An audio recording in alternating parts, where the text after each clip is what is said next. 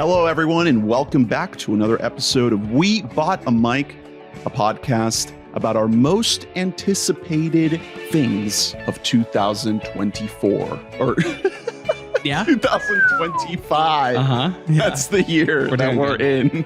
I guess I'm still in Listomania mode.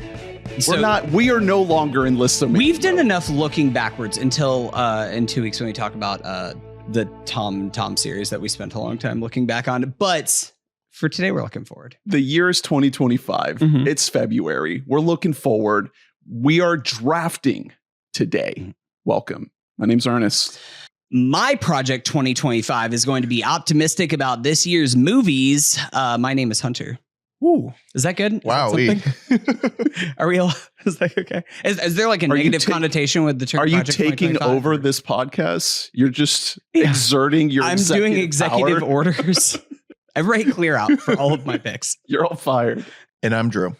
You know, we should have just given him a podcast, man. Like, this all could have just been avoided. Can you imagine? Joe Rogan would have just like added him to the network. God, he could have just sat and just signed his little papers and just fired people. You could, so people could just walk in and he could have been like, "You're fired." Yeah. You know, then this all could have been avoided. And we could have like even like hired an audience to be like, "That's so good. Oh, you Donald, did so good. Oh, you did so good. Big boy." All right. So yes, today we are drafting our most anticipated pop culture things, movies, shows, games, Marvin Cheese TikToks. It's an annual tradition. I've been absolutely spamming the group chat with just these two guys with not even like links to Marvin Cheese content, just screenshots of Marvin Cheese content, just because I want them to be caught up on the lore. Yeah. And what's the lore? The problem is it's not, none of them are connected. Even if you go chronologically through the guy posting them, it's like he has not seen his own previous work. It's like the memento of TikTok channels. And that's so true. It really is. You have to go back. It feels like you're dreaming. It's art. Yeah. You could draft it, honestly, if you wanted to, the upcoming season. And listeners, if you like, I don't know, like have a girlfriend or are over the age of 25, just go on your local TikTok and just look at Marvin Cheese and just scroll and have a good time. All right. So the way we do this is we sit back, we keep things loose. This is a little bit competitive because we want to look back a year from now and see how we did. Do you get the results from last year? Let's look at I know let's look at how we there's did. one regrettable pick that's on my list. All right, Hunter. So this is what you drafted a year ago. What'd you do? You're looking forward to like the election or something? Yeah. I was looking forward to like the Kornacki coverage. Yeah. The 2024 hype draft results from a year ago. Hunter chose Furiosa. Okay. That's great. Pretty good. Challengers. Great. Yeah. Megalopolis.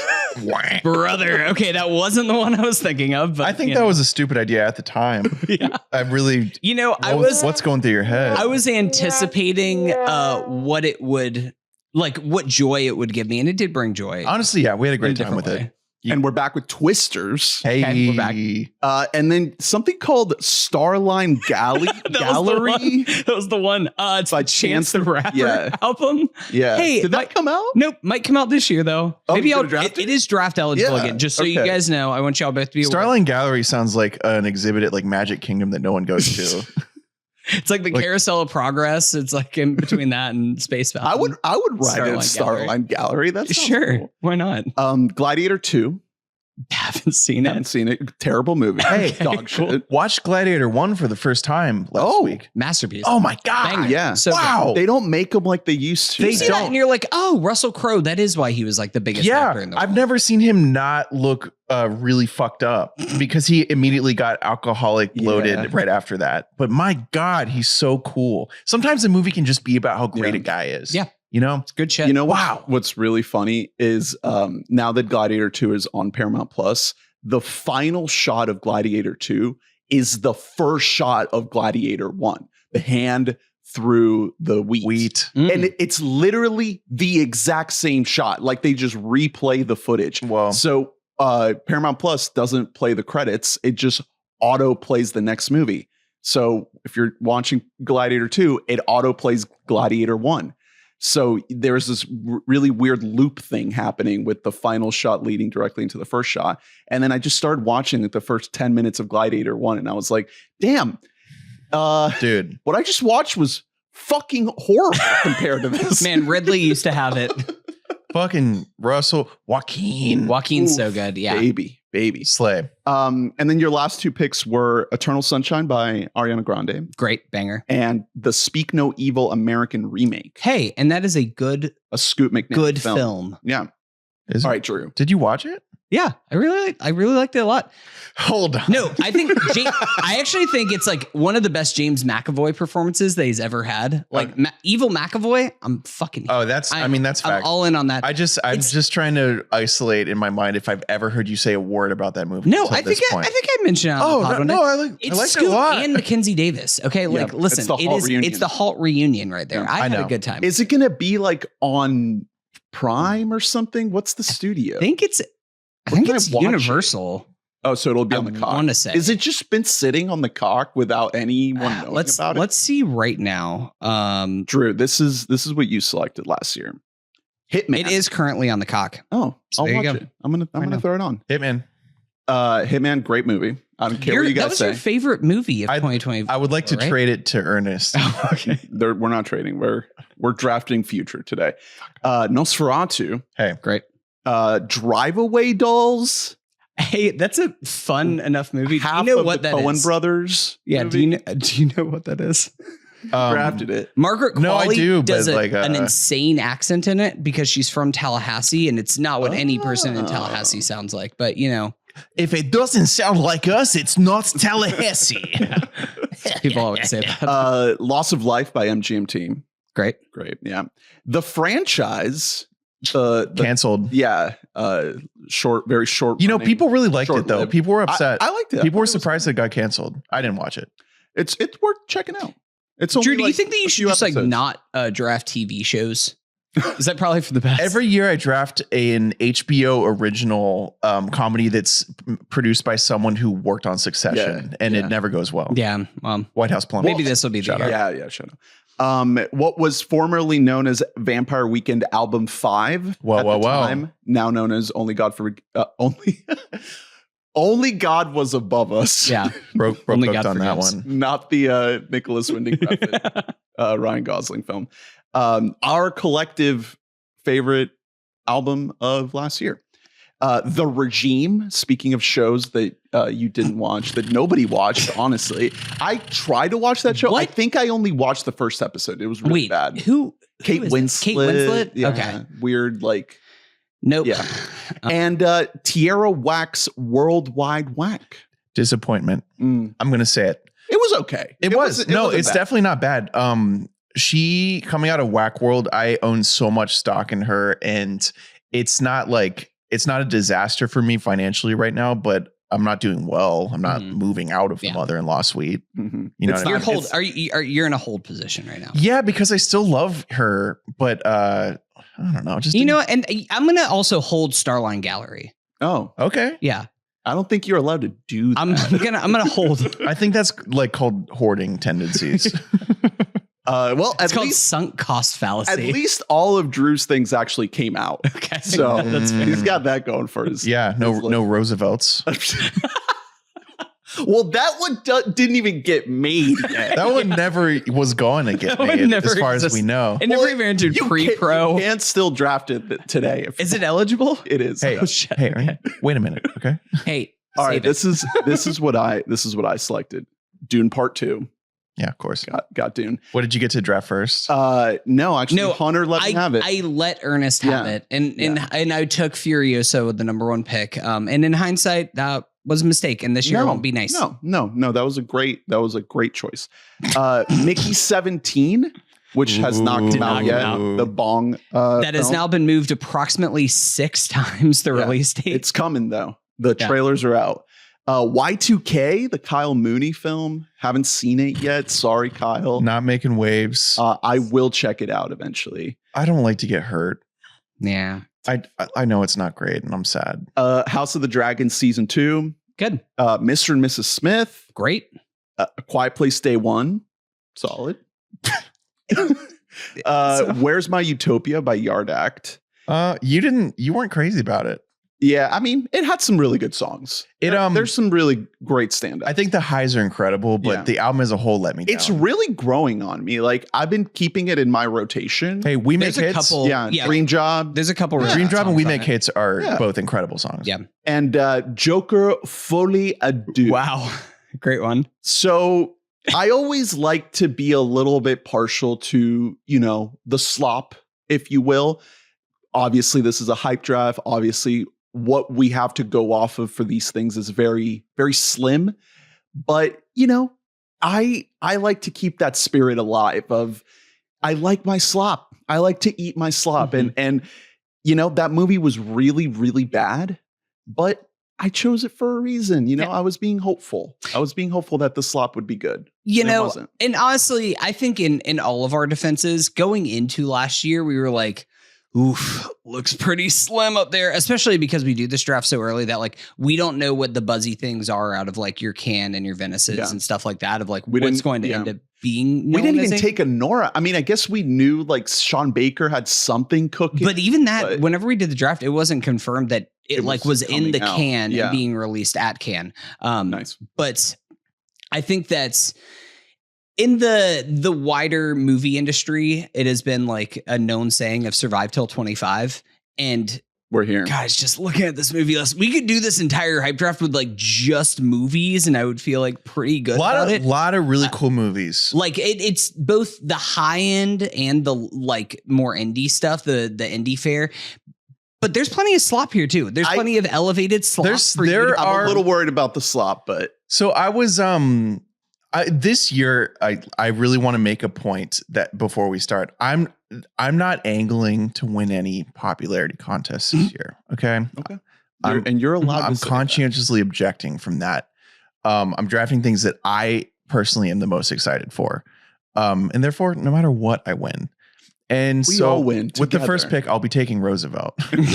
That's good. That's smart. It's well, that said, there are a lot of really sloppy sort of hero-y properties that I am very interested in this year, a lot more than normal years. You know what I mean? I'm interested in that Superman movie. Yeah. I'm watching the shit out of that. I don't know if I'm going to draft it, but I'm very interested. Yeah. I've just like I said during our Listomania and the Wabamies, the slop this past year was really rancid. And it's not like it hit me, like it affected me, but for the purposes of this draft, like I don't want to touch something that has the potential to really hurt my my reputation, so to speak. One bad apple. Yeah. So I'm trying to be a little bit cautious, but here's the thing. You gotta draft your megalopolises though. You gotta take your swings on just like things that are there's some things that are on my list that I might draft. I don't know if they're gonna work, but it's just like, well, I like the people who are involved in this. And so yeah, it kind of sounds like it might be blank checky. It might fall off a cliff, but I'm here for it. I trust the people involved. I made a most anticipated letterbox list that has 73 movies on it. And then from that list, I pulled out about maybe 25, maybe 20 movies that I'm actually like genuinely excited about that I want to grab today. But even some of those on that list 20, I have questions about, especially the slop, your Supermans, your Jurassic World rebirths, right? Like there are these movies that have the potential to be very entertaining and just be like a solid down the middle, good time at the movies. Or they could be like hot garbage. Yeah, what if you don't want slop to touch you? Don't draft Jurassic World. I was gonna say we're not gonna. There's no competition for it. Just don't do it. You know what, Ernest? I'll go ahead and tell you right now. You can save that for your last pick. Yeah, man. Well, you know we're taking that shit. I keep thinking about his ass right now. Lee and I we've become what we call a trailer hose, where we just inhale movie trailers. Once upon a time, I would go into an exercise like this and just be completely blind. You used to when we used to be in the movie theaters, you would like cover your ears and your eyes, and you go nam nam nam nam nam nam. Oh, to be 19 again. You were so annoying. Nowadays, like we just watch all the trailers we can get, and it sucks sometimes because, like, you end up going into a movie knowing a little bit more than you'd want. Yeah. But the last week, we've seen a lot of these newer trailers that have come out, like your Jurassic Worlds or your Fantastic Fours, and I don't know, man. It's not looking like as surefire as I would like at least for like the slop stuff. Like, obviously there's gonna be some more artsy stuff that we might fight over here once we actually get going. But the big blockbuster stuff, I don't know if it's like a sure bet as much as like the Survive Till 25 thing has been going around. I don't know if we're fully out of the woods. Maybe, but here's the thing. I don't really think that it matters like how amazing and critically beloved something like Superman or Fantastic Four is. Those movies are going to make billions of dollars. Hopefully. If they don't, then I think that they fucked. I feel pretty confident that those movies are going to, like, you're going to be able to back a fucking dump truck up to them. Batman vs Superman made like $700 million, and that's like one of the worst movies I've ever sat through. So I am a little bit more confident with the TV. I feel like a lot of like the big ticket TV stuff, I feel a lot more confident that it will be, more of that surefire hit in terms of quality, right? With TV, obviously you don't have box office returns, but in terms of just like hitting a certain threshold of quality, I feel a little bit stronger about TV. Like I said, the way we do this, it's very loose. We're not filling a certain number of slots. You can pick whatever you want. You can pick your Marvin Cheese TikToks. Mm-hmm. You can choose books. You can choose executive orders. You can choose Washington Post headlines. You can kind of go wherever you want here. And it goes without saying, but I'm not going to draft it. But really, number one on my list is The Assassination. Okay. Yeah. God, that coverage is going to be great. So whoever can make that happen. Jesus Christ. I will say, I don't know about how you guys are on your list. Obviously, we're recording this on February 6th.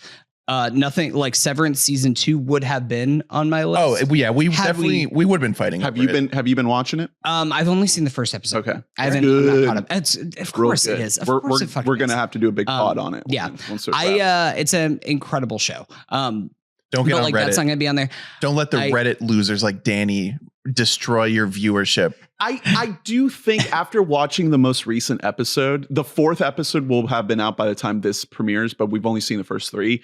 I do kind of feel a little bit stupid. Like I do kind of feel like I need extra help. No, I read a comment that really, I think, summed it up perfectly for me. I think it was ironically someone on Reddit, but they said, I used to watch Severance like it was Lost, and now I watch it like it's a Lynch movie. Ooh. Don't watch it looking for answers. Yeah. You'll enjoy it more. Ooh, okay. I did have a thing whenever I was watching season 1 and I was just like, or season 2, and I was like, wait, what the fuck happened for season 1? Because it feels like it's been a lifetime ago. Yeah, because it's 22. It's not necessarily made like a Lynch. There are certain things though that I really hope we never find out. I hope we never find out why there are goats in there. Yeah. You know what I mean? It's just a cool image. Right. Let that happen. Yeah. But I feel like the problem is we don't really know how much Ben Stiller and company are like directly leaning into the Reddit to try to like create this. You don't want it to. You don't want it to Westworld itself, right? Where it's like the fan base cannibalizes the show itself. So because it is 2025. And if we wanted to do our 25 most anticipated things of 2025, maybe let's say Severance is number 25. That's nice. And because we're only a couple I was going to say, can we count that as our shared? Yeah. Our shared thing? Yeah. Let's just say that. And then we'll do 8 each for 24 more, and that'll be 25. I don't know about you guys, but whenever I was making my list, and this might just be me, you guys can do your own thing. I disqualified things that are coming out in like a day. Mm-hmm. So I'm sorry, like new Squid album that's coming out tomorrow. I'm not putting you on the list because by the time that this album comes out, it will have been the episode. The Squid. I'm gonna draft that in 2 years when I listen to it. Danny, you son of a bitch, you fucking idiot.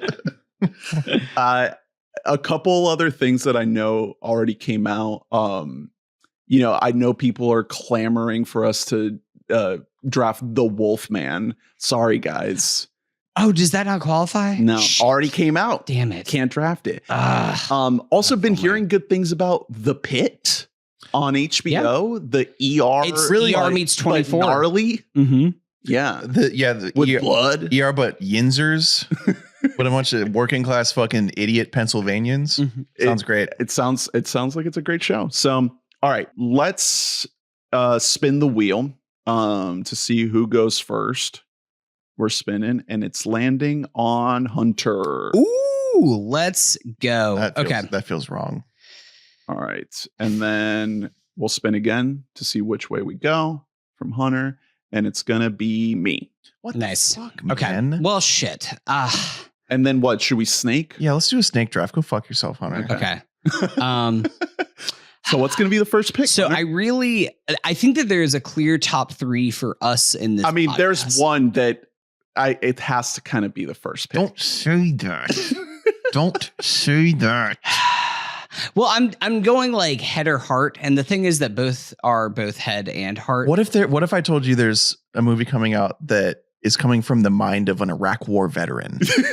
Oh yeah! Oh my the God. greatest title card ever. Let me tell you, that movie trailer played Warfare. before. I don't remember what I was seeing before. I was seeing The Brutalist the other day, and I was like, Jesus Christ! Maybe we did deserve. Solid. Maybe we did deserve Part 2.0. It looks good. That's just such a lame promotional idea. Yeah. From the guys who brought you Civil War. From the guy who brought you the war in Iraq. Here's the thing. From the guy who once fought in Iraq. Yeah, from the twisted mind behind shooting civilians. From the guy who was deployed and sat in a tent. From the sick, twisted, Islamophobic mind. And watched Rush Limbaugh videos on 480p. As soon as this whole project got announced, I was just like, you know what? I think I'm allowed to be like, fuck you, Alex Garland now. I think I'm now entitled to that opinion. All right. What's the number one? I have to be true to myself here. And I know that there is probably a right answer here, but I'm taking Mission Impossible Final Reckoning. Oh, no. I'm just being real with myself here. And I know what you're going to take, and it's because it's probably the right answer to go. Really wanted this one. But listen, if this is the last Mission Impossible movie, Mission Impossible is my favorite franchise. It's the greatest movie franchise ever made, with some of the greatest stories ever told, with the greatest hero that we have ever seen. That's you, buddy. Tom. Boy back there. Jerry Maguire himself, Ethan Hunt. Listen, I'm just all in. I need you to trust me. Fucking tap this movie into my goddamn veins. I would pay $100 for a movie ticket to see this shit tomorrow. I'm here for it. I'm ready for it. Mission Impossible 8. Yeah. The Final Reckoning. Me 8. Yeah. Super excited. All right. I am taking with my pick untitled Paul Thomas Anderson film, also known as The Battle. What is it? No, it was The Battle of Bacton Cross. I've heard it most recently called One Battle After Another. Yeah. Which I don't know if that is now the new title or if it's still. It's screened. They did a test screening, and apparently that was the title. The One Battle After Another was what showed up on screen at the test screening. Wow. Stars Leonardo DiCaprio, Regina Hall, Sean Penn, Teyana Taylor, bunch of Wood people. Harris, Alana Haim, someone named Chase Infinity, which I thought was my credit card, but I suppose not. This is PTA being given a big old blankety blank check. It's being put out on IMAX screens, wide release. It's definitely going to be a huge financial bomb, and I don't care. Maybe the Brutalist boys show up, Maybe we're there. What is the box office on the Brutalist right now? Like how much money has it made? 5 million. Okay, yeah. And the Brutalist, here's the thing. The Brutalist cost $10 million. There's reports this movie is like almost pushing $200 million. No, I think it's 100. But like between, if they are going to go crazy with the marketing and everything, they could be like, sitting Brutalist there. might hit 10. Fucking, it's at 9. Oh, cool. It costs 10. That's fine. Either way, like they are good. This movie is not going to make back its money. But I'm just so happy that Warner Brothers, kind of despite itself, gave PTA this much money, and I'm here for it. And I'm excited for it. This was the correct number 1. I mean, Leo working with PTA. Yeah. How has it taken this long? Come on. I'm really upset I didn't get that. Well, you get 2. That's the crown jewel. I'm gonna take 2 movies here. 2, like I said, not giant tentpoles, but two that I'm extremely excited for. First one's Begonia. Nice. Yorgos Lanthimos, Emma Stone, Jesse Plemons. I mean, it's got to be great, right? Oh wait, they just made one that wasn't very great last year. It was good. It was solid. Here's the rub. Are they going to make a second one that doesn't make waves? No fucking way. This trio is too powerful. This also is way less of sort of like a blank slate type thing for Yorgos. Like, this is an adaptation of the 100-foot woman or whatever. Is that what this is? Not at all. This is an English language remake of the 2003 South Korean sci-fi comedy thriller Save the Green Planet. Oh. The gist: Plemons is one of 2 disturbed young men who kidnap Stone's high-powered CEO because they're convinced that she's an alien. Cool. Great. Yeah. Sick. So it's going to be funny. It's going to be Yorgosy. And it's Emma Stone, Jesse Plemons. It's called Begonia. Release date currently slated for November 7th. Hoping that stays the same. It's a good sign for if that date still holds, then that's like, we think that this could be an Oscar buzzy movie. Speaking of twisted off-kilter directors working with Emma Stone, I'm going to take Eddington with my next pick here. Ooh, okay. What a great pick. There was an article that just came out about this today. I think they announced the release date for it. Did they? I think it's summer. Oh, I think they just put out a press release. Yeah. Fuck yeah. Cannes. It's premiering at Cannes. That's cool. So wow. This is a contemporary Western comedy made by Ari Aster. Very interested in that. Starring our boy Joaquin, of course. Yeah. But the giant cock monster is not returning for this one. Not confirmed. We don't know. Okay. Pedro Pascal. Is that who you were talking about? Emma Stone, Luke Grimes, Austin Butler, Deidre O'Connor, Michael Ward, who's Clifton Collins Jr. Wow. I wonder if all these people signed up before they saw Beau is Afraid. Don't care. I'm really interested in this because Ari said that he wrote this and wanted it to be his debut film. Oh. Yeah, so he's had this in the can for a long time. That's awesome. The plot is super under wraps. Like, there's no information about it, even though I think it's like it's a Western. It's gonna cook. I think it may have already been shot, but yeah, all that you can see is it's about a small town New Mexico sheriff with higher aspirations. That's literally all. That could be a fucking Taylor Sheridan TV show. Are we? It's Landman. This is in the Landman. This is directly tied to Landman. Really excited. Another really interesting note here is that Aster has briefly mentioned that he has updated the script since he wrote it to make it take place during COVID. Oh, holy shit. It's a during COVID movie. Western. What contemporary West? I'm so interested. Obviously lifetime ticket to anything Ari Aster, anything Joaquin Phoenix. Like I said, I just watched fucking Gladiator. My God, I love that boy. This rocks. I watching Gladiator, you're like, oh, it's Joffrey. Yeah. Like that little fuck isn't doing anything new. Yeah. That's just Joffrey. And then you see what they try to do in Gladiator 2, and you're like, okay, calm down with the Joffrey. Oh no, really? Let's pull it back a little bit. I'm very, very excited for this movie. I do have like a little sliver of me is just like I just please be good.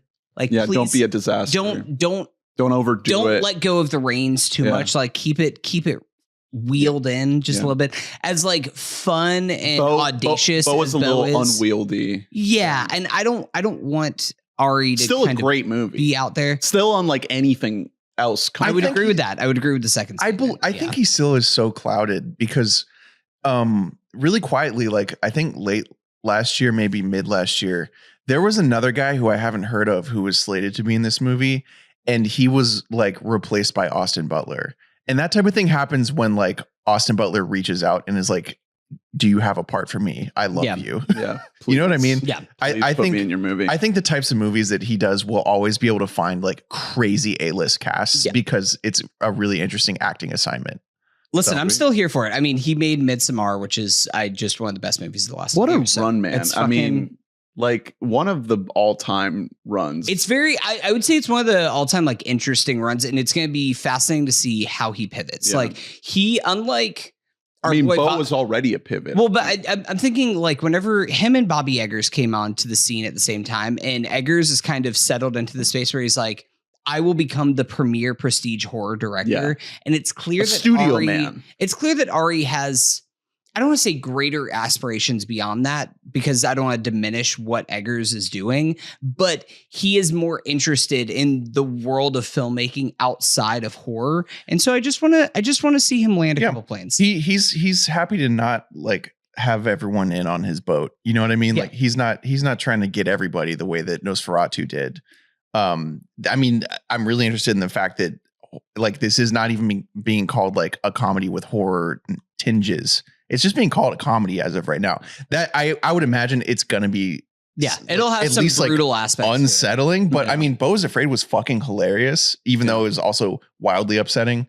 Yeah, it got fucked up. I love Beau's Afraid so much. I'm really excited. Eddington. All right. So I get to go next, and I need to pick something that you guys might want because that's the strategic thing to do. God, please don't take Fantastic Four. God, please don't take Tron Ares. I think I might go with a movie that's coming out pretty soon, He doesn't know us at all. I'm not worried. and it's going to be Sinners. Oh, Okay. that was on my short list. Yeah. I was probably The- going to end up with it if Michael don't B. take it. Jordan as twins fighting vampires in like old timey South, There Jim are, Crow era South. if we're talking 2025 Ryan predictions, Coogler. there are a few different things coming out this year where one guy plays twins or plays two different characters in a movie. This is so hot right now. Yeah. De Niro's De about Niro? to play two guys But not twins. He's just playing two Yeah. different characters. in a Barry Levinson movie. Yeah. And it's not a That's- Meet the Fockers. Here's the thing. sequel. That might be the Megalopolis pick of this year. If you're just like, I'm just fascinated just to see what it Yeah. is. Well, this looks great. I mean, there was a new trailer that just came out that showed maybe a little bit too much, but Haley Steinfeld's also in here. Delroy Lindo is in Yeah, here. baby. Mhm. I mean, Coogler not doing a Black Panther movie. Yes, praise It's God. just And like you gotta be there. the world, the streets have forgotten. Like Yeah. he is a good director. Creed is a banger. Especially like the last Black Panther movie just sucked, man. It just isn't very good. There was some good Coogler Yeah. isms in there. Like it still had a what he soul, can fit but in the confines. it was of weighed that. down. Yeah. Yeah. They're fucking Marvel. I mean, the first one wasn't even that good. Let's be honest. This one is an original story. Michael B. Jordan is as much of a creative force as Coogler in this. And it really seems, based on the trailer and based on like what I've heard, it seems like the movie's trying really hard to have an even balance between just gnarly vampire action horror elements and also like something deeper to say about race and specifically this time period of like pre-civil rights America. Very timely right now as we're hurtling into the abyss of Trump 2.0. So very excited for Sinners. Me Nice. too, man. Great. April 18th. Yeah, very close. Very excited for that. My next movie, I am shocked that it is still on the board, that it made it through you guys. I'm taking Friendship. Oh, The new movie by Andrew DeYoung.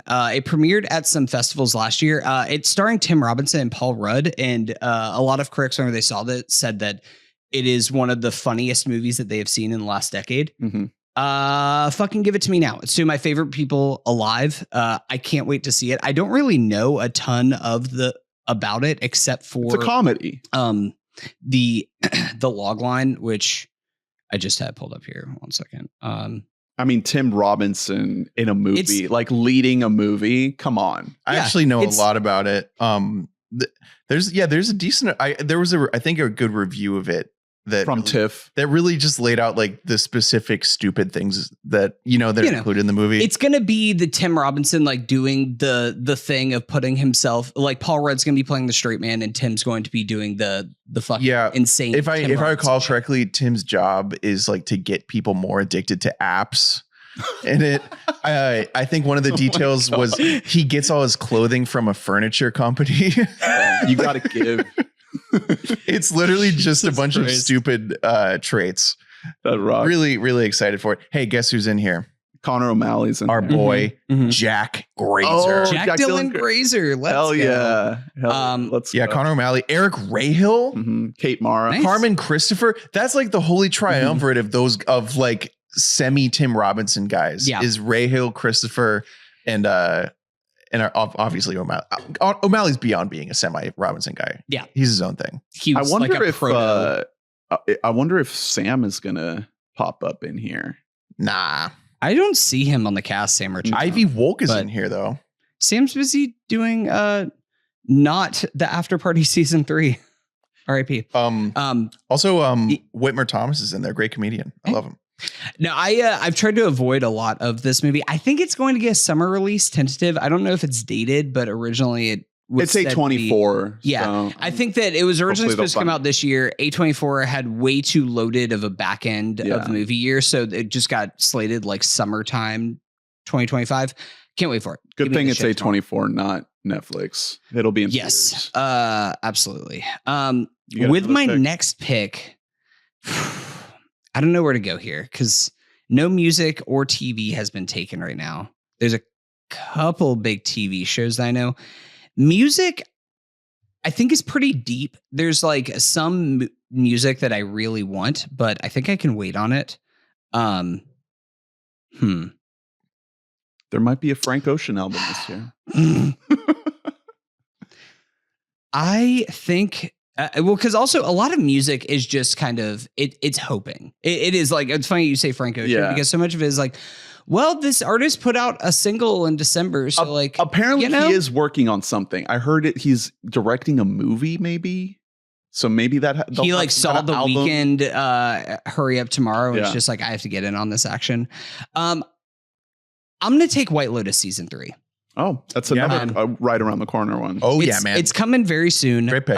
Here's the thing is that like, if I'm being objective about what TV shows that like I am the most excited about this year, and I know that it will be a week to week watching thing for me, White Lotus is just at the very top.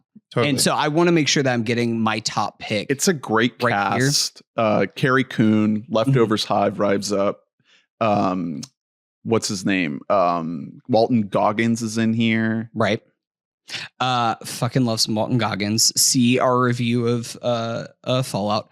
Yeah, we got some Jason Isaacs, Michelle Monaghan, Parker Posey, Yes, Patrick speaking of Beau's Schwarzenegger. Afraid. Yeah, no, I can't wait for this. I know it's set in Thailand. Thailand, yeah. Gotta think that there's going to be some tie-ins to the current political state that we are in. Perhaps a dead body or two. This is just one of the most consistent shows on television. It just has a floor that is leaps and bounds above almost anything else on TV. Also, I mean, it's I'm really excited to see like how racist everyone's going to be in Thailand. Right. You know what I mean? They're so good at doing like the culture clash. Yeah, well, and like the less insidious type of racism that's like secretly more insidious. 'Cause it's just ignorant ignorance. racism. Yeah. Good stuff. It's Excited. good. Very Can't excited. Wait. Can't wait. All right, so it's back to me. Ooh. There's a lot of stuff that it's like mine, and I know you guys are not going to pick that I could. You don't just know. Sit You on. literally don't know fucking anything. Yeah, I almost took an earnest pick, but I didn't because I'm kind.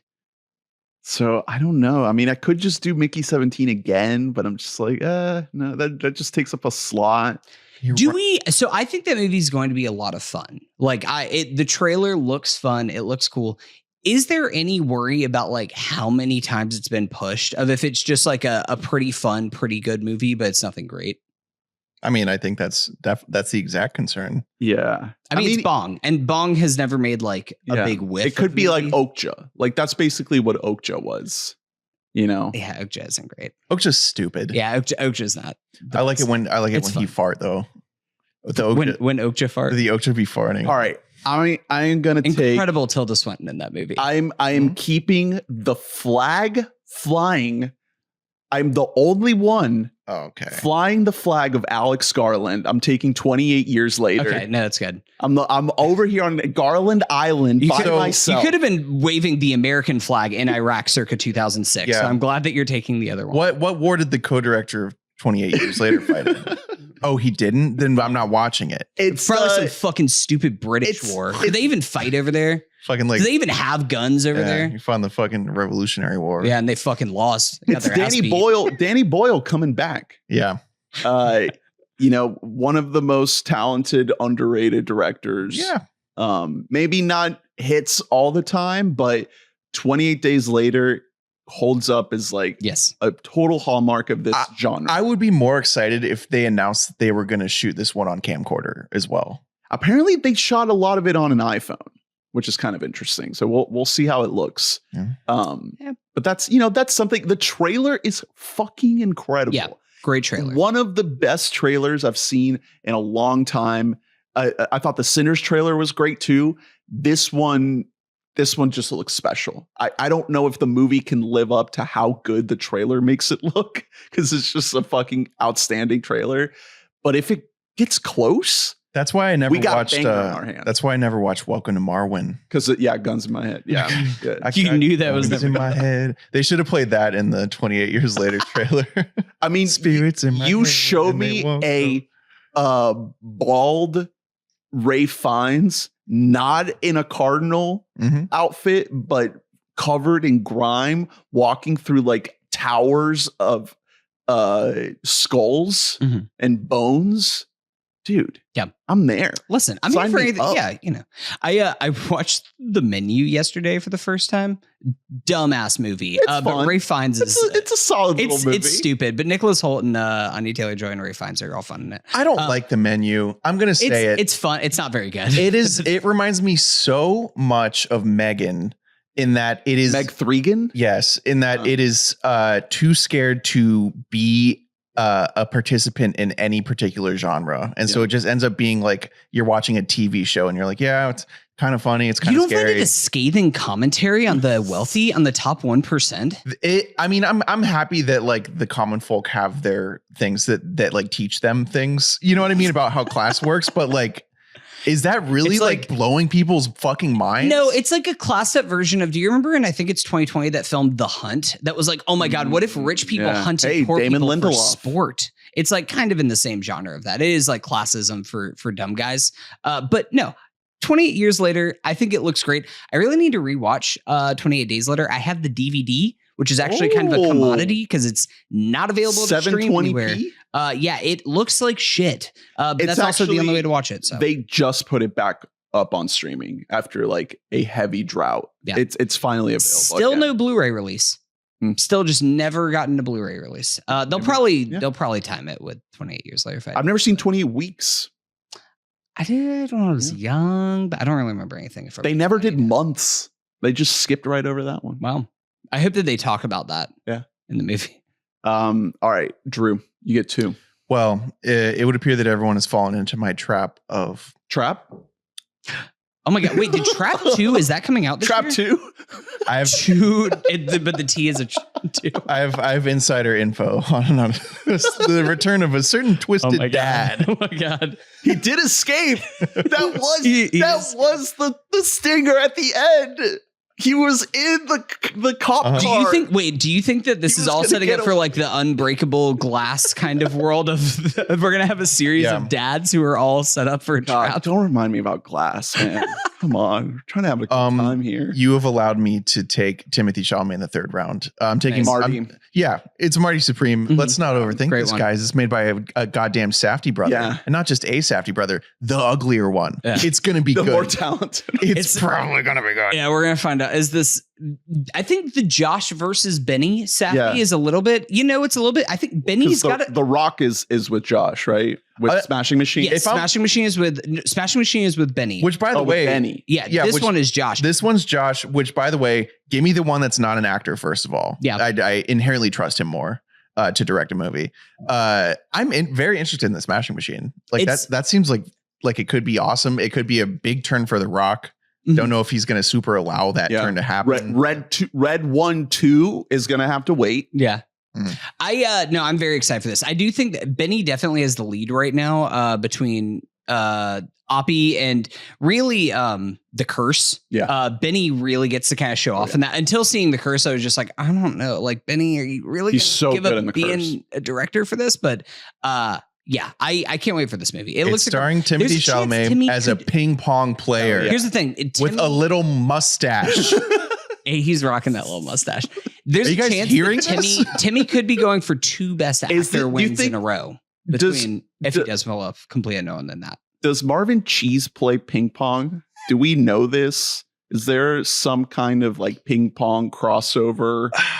I don't think that AI has gotten down the ping pong ball movement good enough. It's not the ball, it's the paddle, like wrist movement. Yeah. The number of fingers that are holding the paddle on any given swing. Is the paddle still attached? This is a fictionalized story. This isn't based on a true story, so they can embellish things. Like he is a little rat named Marvin Cheese. It is loosely based on real life table tennis champion Marty Reisman, Marty Supreme, of course. It also stars Gwyneth Paltrow, Penn Jillette of Penn and Teller. What? Very excited for that. Tyler, the Creator. Okay. And Abel Ferrara. Let's go. Abel is making the turn to acting. I am so fucking excited. So Marty Reisman, I'm looking, does not have a little mustache. So either Safdie or Chalamet that's why it's loosely based came up with the mustache. I see one picture of him as like an old man with a mustache. Okay, not a skinny little mustache. Yeah, not a young spry mouse. So this is going to be great. I mean, we're still in the afterglow of the winner of the year press run of Timmy of A Complete Unknown. To run it back a year from now, like, brother, if he has an Oscar under his belt, if he wins for A Complete Unknown and just rolling directly into this, like, holy shit. Yeah. That's an all-timer shit. The following year, maybe we're getting Dune Messiah. Of just like we're all Timmy. Oh my God. Marty Reisman used to perform a comedy ping pong routine as the warm-up act for the Harlem Globetrotters. Okay, I'm gonna need. I wonder if I saw him in like. Can you in see the he was still 1940s? Performing in the 2007? In 1970. Yeah, can you see he was performing in 2007? Will this I saw the Harlem Globetrotters for ping pong? Is dead. Oh, cool. What Queen's Gambit did for chess? Will there be a ping pong essence? Listen, I love a good ping pong. It's a lot more active than Yeah. chess. Yeah. What was the ping pong movie that came out when we were kids that sucked? The comedy. Oh, Balls of Fury. Balls of Fury. Terrible movie. That was bad. one of the first like comedies I saw where I was like, oh, like there can be like bad funny. Yeah. Like there can be things That's that a tough are one. trying it. That's Chris Walken. Yeah, Yeah. I think watching Balls of Fury, I was like, is Beer Fest bad? It like made me, because that falls into the line. You know what? That needs to go on my Letterboxd list of like Comedy Central movies that I've just seen 100 times. I think Balls of Fury was too bad for Comedy Central. I think they said like we got to draw the line. I'm pretty sure that I saw it somewhere. on cable. I didn't like seek it out at my local Blockbuster. I hope that Timmy and Safdie watched Balls of Fury in preparation for Marty Supreme. Really excited for Marty Supreme. Yeah. You get another pick. I do. Fuck. So this is where it gets tricky because there are definitely some things of other media forms that I have my eye on. I'm going to take another movie. We're in the fourth round. Listen, it's a lot of good fucking movies coming out this year. Yeah, I don't and know what to say. we're in the fourth round at this point, so I'm going to take Mickey 17. Okay, go for it. Yeah, Bobby because Patty. this could be a Jamar Chase situation. Is it slipping too? Think about that. far? Yeah, he was slipping, if you'll recall, audience, in fantasy football drafts because reports out of training camp early were that like he wasn't catching it because he needed stripes to be on the ball. Yeah, he couldn't see or something. And that was a real thing that like people were like, I don't know if I can trust him. Apparently he can't see the ball anymore. Yeah. And so he slipped in every fantasy draft. And then Hunter took him so fucking late in our draft. The first year we started doing keepers. And for the last 4 years, he's been allowed to keep him for like basically free. Oh, and it's been great. And I've won every year. So yeah. It's been and so I'm going to take Mickey 17. Yeah, wow. That's going to be do you get to claim Mickey 17 every year for the next 4 years? I mean, it's Bong and Bobby Patty. Yeah. Bobby Patty playing a lot of guys, playing like 17 guys. Yes, minimum. 17 minimum guys. I think that there's 18 of him because there's a Mickey 18 in the trailer. Yeah. So. Steven Yeun is in there. Yeah. I wanted to read what Bong said about that. He really illuminated sort of the part that Steven is playing. Bong also revealed that Beef Emmy winner Steven Yeun, quote, plays another crazy guy in the movie. Wow. Now I'm really I'm so excited. Bong is the best. He's so cool. The trailer is really interesting. It sells a very like wacky movie that I'm sure will have a lot of darkness that they don't want to show. Mm-hmm. Like Okja is an incredibly fucked up movie. You know, it has some sequences in it that are very, very hard to watch. So if it's anything like that, you know, if it's got that, you know, certified Bong wacky, weird comedy that he loves to throw in, you know, it's not just going to be that. Tony Collette's in here. Mm-hmm. Mark Ruffalo's in here. Yeah. Come on. Yeah. Come on. I'm in. All right. Back to me. Yeah, it's you. Ooh, shit. Okay. So this is the halfway round, our fourth picks. Are we doing an all movie? I think I'm the only one with a TV. With one TV show has been taken out. Okay. So it's not an all movie. Okay. But so you already broke the seal. So maybe I'll go. Yeah, maybe I'll go into TV, and I will take The Last of Us season 2. Nice. That's another one that's around the corner. That's what I was. Yeah, that's what I was eyeing. Just because it's. I feel like it's just going to be great. Hey, you know what? I've started playing The Last of Us game. Pretty good game. I'd recommend it. They should make a TV show about How far have you gotten? I got through Pittsburgh. So you're like in it. Yeah, I'm like in it. Okay. I'm probably like at like the 2/3 mark. So there are events and revelations. That I really don't want to get into. Get through. When does this come out? It's like 2. Very soon. It's like within the next couple months. Okay. Yeah. It's March or April or something. Okay. Yeah. It's around the corner. So I am very, very excited to see how people react to this season of television. Caitlin Dever is here playing a incredibly pivotal and important character that I am so excited and curious and nervous to see how the world reacts. Obviously, we know Bella and Pedro are great from season 1. So no question there if they're going to knock it out of the park. The biggest complaint with this is like they're just doing the game, right? They're not deviating from it. They're just running it back. One thing about part 2 is that it is a very non-linear narrative. It jumps around a lot. So I'm curious to see if they keep that in the show, if they decide to jump back and forth, or if they split it up and just kind of give us one chunk of story all the way through and then go back and give us a different chunk of story. I might be misremembering exactly how much it jumps around in the game, because I know you play as certain different characters. Yeah. There's different perspectives that happen. Just assume that I don't know anything because very excited. I'm excited. It's going to be a huge like cultural sensation. A lot of conversation around this. It is funny because people say like, you know, they're just redoing the show, but there is so much embellishment that they are able to provide. Yeah, in the TV. They can slow down and like flesh things out. They can really spend more times in like thinking specifically of like the episode that everybody always points to from season 1. Frank and Bill. Yeah. Like that whole actual relationship getting fleshed out and being something that you see as opposed to just like a body hanging is beautiful. And that's like, that is where, it's not just the source material. It is just good hands. Right. It's in good hands. Craig Mazin. I mean, we know it's going to be great. The peaks we've gotten from it are all great. Just the rendering of the world, that town that they're in, obviously like the clickers, the horror moments, it's all there. I can't wait for this. It's going to be awesome. So back to Hunter. I don't know what to do. Close out the halfway point here. I know. So this will be the fourth pick.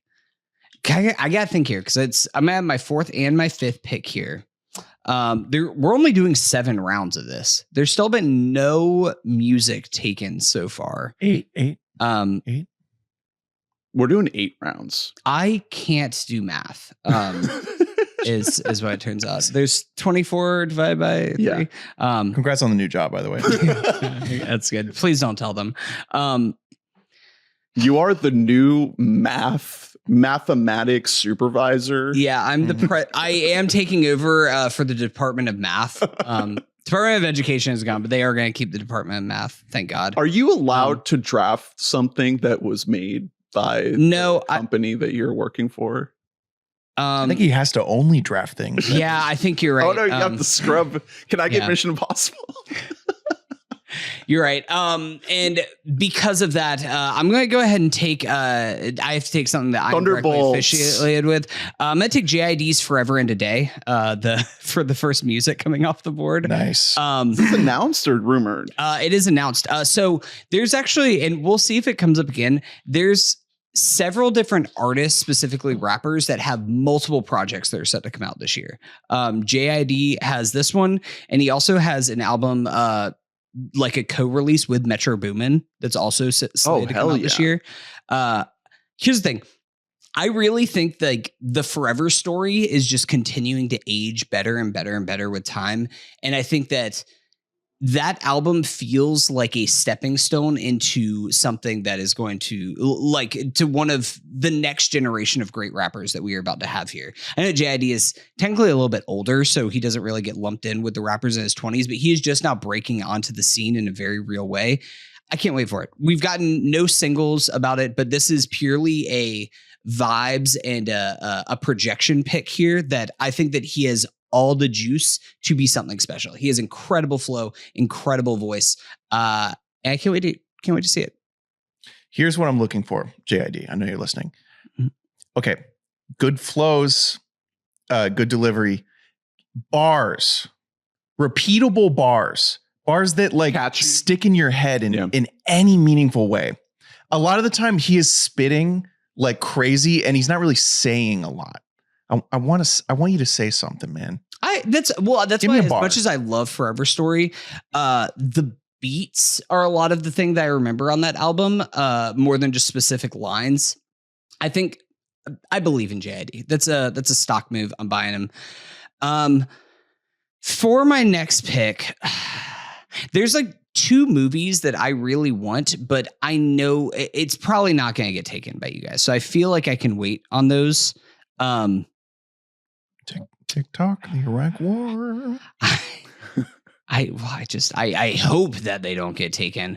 My next one is another. I'm going to stay in the music realm, and I'm going to take another one of an album that's coming out fairly soon in the next couple months, and that's a new Black Country New Road album. Forever How Long. I haven't heard the new single. It's good. It is different, but it's a lot more in keeping with the live album that they put out last year. So yeah, I mean, obviously very interested. This band a few years ago to put out what I would call like an instant classic indie album. Hands from Up Here. The way that it was like insanely sincere and like very orchestral was so Arcade Fire. Yes. Like it felt like a big band coming out, and a lot of their character to me did come from, unfortunately, their lead singer who did leave the band. Yeah, on good terms, weirdly.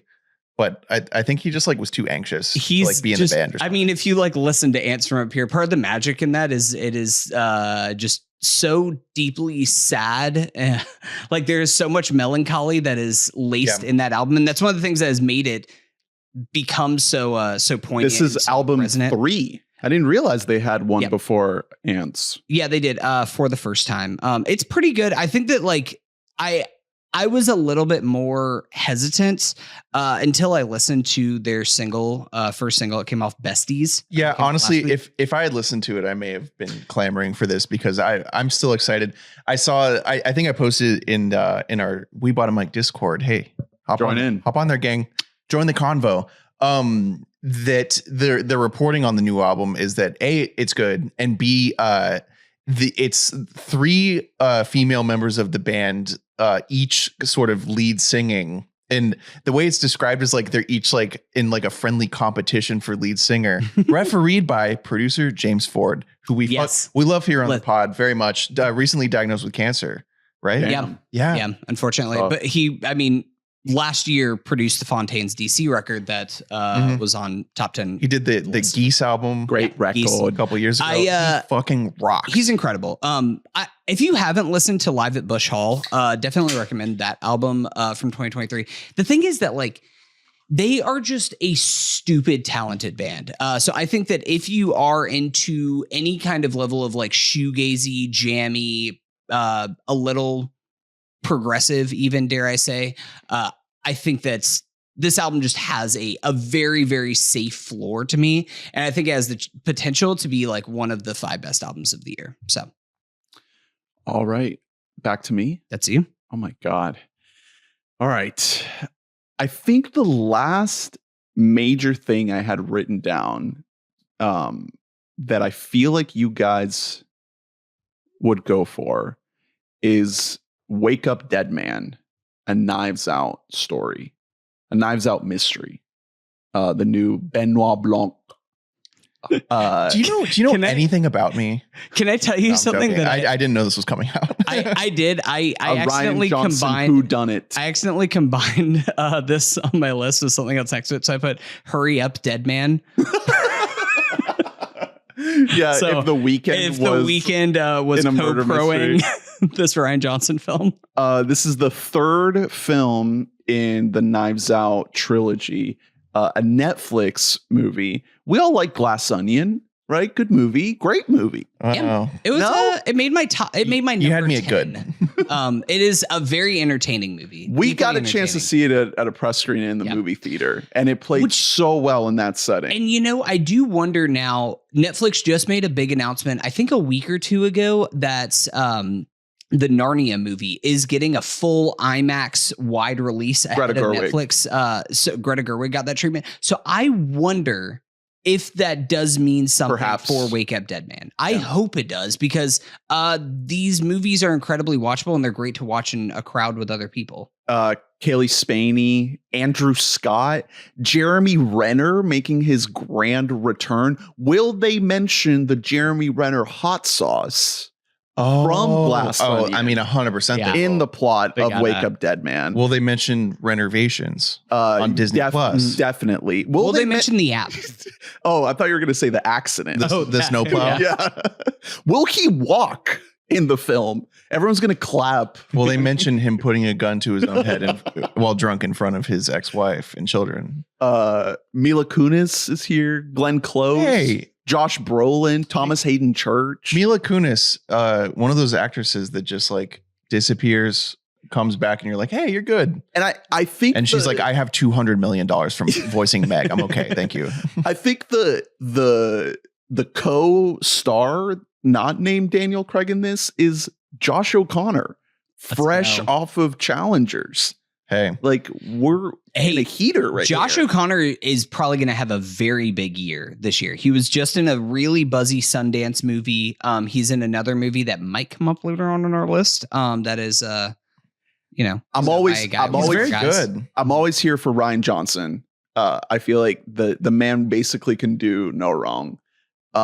Obviously, there's gradations in terms of the success rate, but he's just one of the most talented filmmakers working right now. I know this is going to be good. Benoit Blanc has long hair in this and a little bit of a beard. So maybe we got a wintry setting going on. Is this in the here. queer universe? Perhaps. Is he like going through something? Perhaps. I mean, he is we're assuming in a committed relationship with Hugh Grant based on Glass Onion. They are committed partners living together. So yeah, Wake Up Dead Man, super excited for it. That's my pick. Drew, you get to. First, I'm going to go with the album that I'm most excited for by far to come out in 2025. Not confirmed it's going to come out in 2025. Mildly worried about that. Clips. I have that on my list. Speaking of artists that are slated to have 2 different albums coming out this year. Yeah, Let God Sort 'Em Out.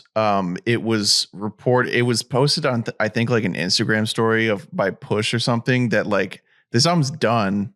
It's made. It is like Clips' early work in the early 2000s, entirely produced by Pharrell Williams. Mm-hmm. It's gonna be really good. That's not the concern. Is it in Lego? Or is that, am I thinking of something else? It's Roblox. Oh, this one's Roblox. Okay. Yeah. It's like, I feel like, I don't want to be cocky, but I feel like the floor of this album is like a fucking 9. Like it's fucking Clips. I know. I honestly, this probably should have been the first album that I took over JID. I think I might have, I wanted to do more projecting, but you're right. It's Clips. Like the highs that this has the potential to reach is just like right in our fucking bag of hip hop. When was the last time Clips put out an album? They feel like it was till the casket drops. I feel like it was 2009. Mm-hmm. Wow. Holy shit. Well, yeah. I mean, Malice like quit and he became No Malice because he like disavowed his past self. I'm so fucking excited for this. If truly, audience, if you haven't in a while or you never have, go back and listen to Lord Willin' and Hell Hath No Fury. I'd say Hell Hath No Fury is the best one. It's from 2006. It's all Pharrell beats and they all are fucking impeccable. Just absolutely impeccable. If you watch Piece by Piece and you were like, wait, that's a real guy? Mm-hmm. That's not just a Lego dude? If you watch Piece by Piece and you're like, you were really like enamored by like the shots of like sun glare while Lego Pusha T tells stories about how he was really like on the edge of like being like hustling on the streets of Virginia Beach. And you were like, I want to learn more about this guy. That's a real thing that happens in the film Piece by Piece. You know, he has a movie coming out this year about his life in those Virginia Beach apartments. Wait, really? Yeah. Pusha? Yeah. No. Pharrell. And it's not Lego? It's not Lego. He has 2. Wait, he's making 2 different like bio documentaries about his life and then is releasing them within like 12 months of each other. Yeah. Okay. Yes. No, this one it's not a direct biography of him. It's based on his life. It's like an Everybody Hates Chris scenario. I think. Okay. Is it golden? I don't know. I saw this somewhere. It has to be true. It's made by the same guy who made Roosevelt. Yeah, I was going to say. Is Lego Pharrell no, doing you're right. the You're right. It is. Roosevelt? Okay, listen to this. So, oh my God. Golden is the new movie by Michel Gondry, the guy who made fucking Eternal Sunshine of the Spotless Mind. Whoa. Oh, what? Yeah. It is a coming-of-age musical set in 1977 Virginia Beach. And it draws inspiration from Pharrell's childhood. Wow. I told you. You can't make this stuff up. Janelle Monáe is in it. Jabuki is in it. Andre 3000, Anderson .Paak. It's Brian Tyree Henry. Gee, are you drafting this next? Holy shit. You know, you're kind of talking me into it. I had no idea this was happening. You're blowing my mind right now. And it's not, there is no Teddy Roosevelt in it at all. So I don't know if we have a date for this. Shut May up. 9th, First of all, shut up. I heard what you just said there. It says May 9th. Yeah. Oh, wow. That's Universal. That's quick turnover. They were just shooting this like middle of last year. I guess that's like normal turnover. You just don't expect that anymore. So you can draft this right now if you want. Shut up. I'm not going to take your bait. Clips. I'm so excited. Like I said, ultimate recommendation is go back and listen to Hell Hath No Fury. It's one of the best hip hop albums ever. Do you think that Detroit's like kind of looking around like first our Lions disappointed us and then like we thought that like Pusha like adopted us like we were Pusha's city and now he's turning his back and going back to Virginia Beach. Eminem, where you at? Yeah. Jack White, where you at? I'm going to make a bold call here. This is something that really might not come out in 2025, but if it does, I feel like you guys are going to be really upset that I got it. And I don't know if this was even on y'all's radar. It is. He's going to take Van Buren, the Martin Van Buren movie. Oh, Wilson. What do y'all know about Waikaro? No, I'd never heard of it.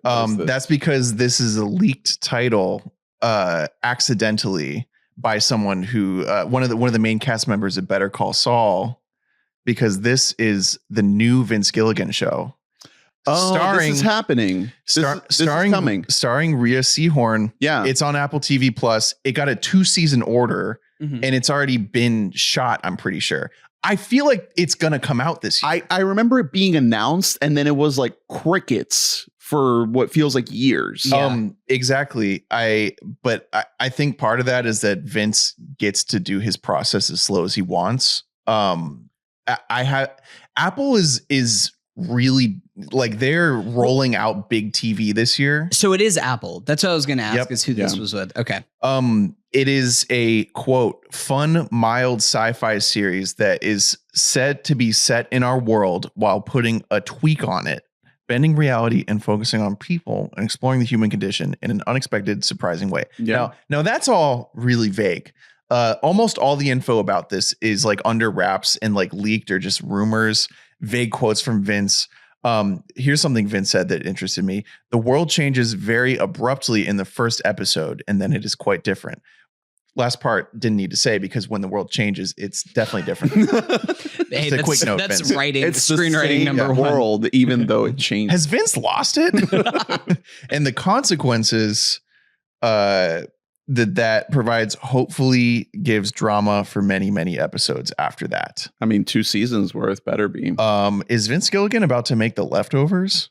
Oh, I mean, that would be the best fucking show ever. Rhea Holy Seehorn shit. as Kevin? God damn. I'm banking that I feel like there's no way that this, if it doesn't come out like this Yeah. year, it's going to be early. There's no next year. way that an Alfonso Cuarón Kate Blanchett show isn't a total sensation that everybody loves on Apple. Yeah, well, there's that. I mean, here's the thing: is that like Better Call Saul never really broke through in the same. But even Breaking Bad wasn't a hit in season 1, season Right. 2. It took the legs of it actually like filling itself out for it to get there.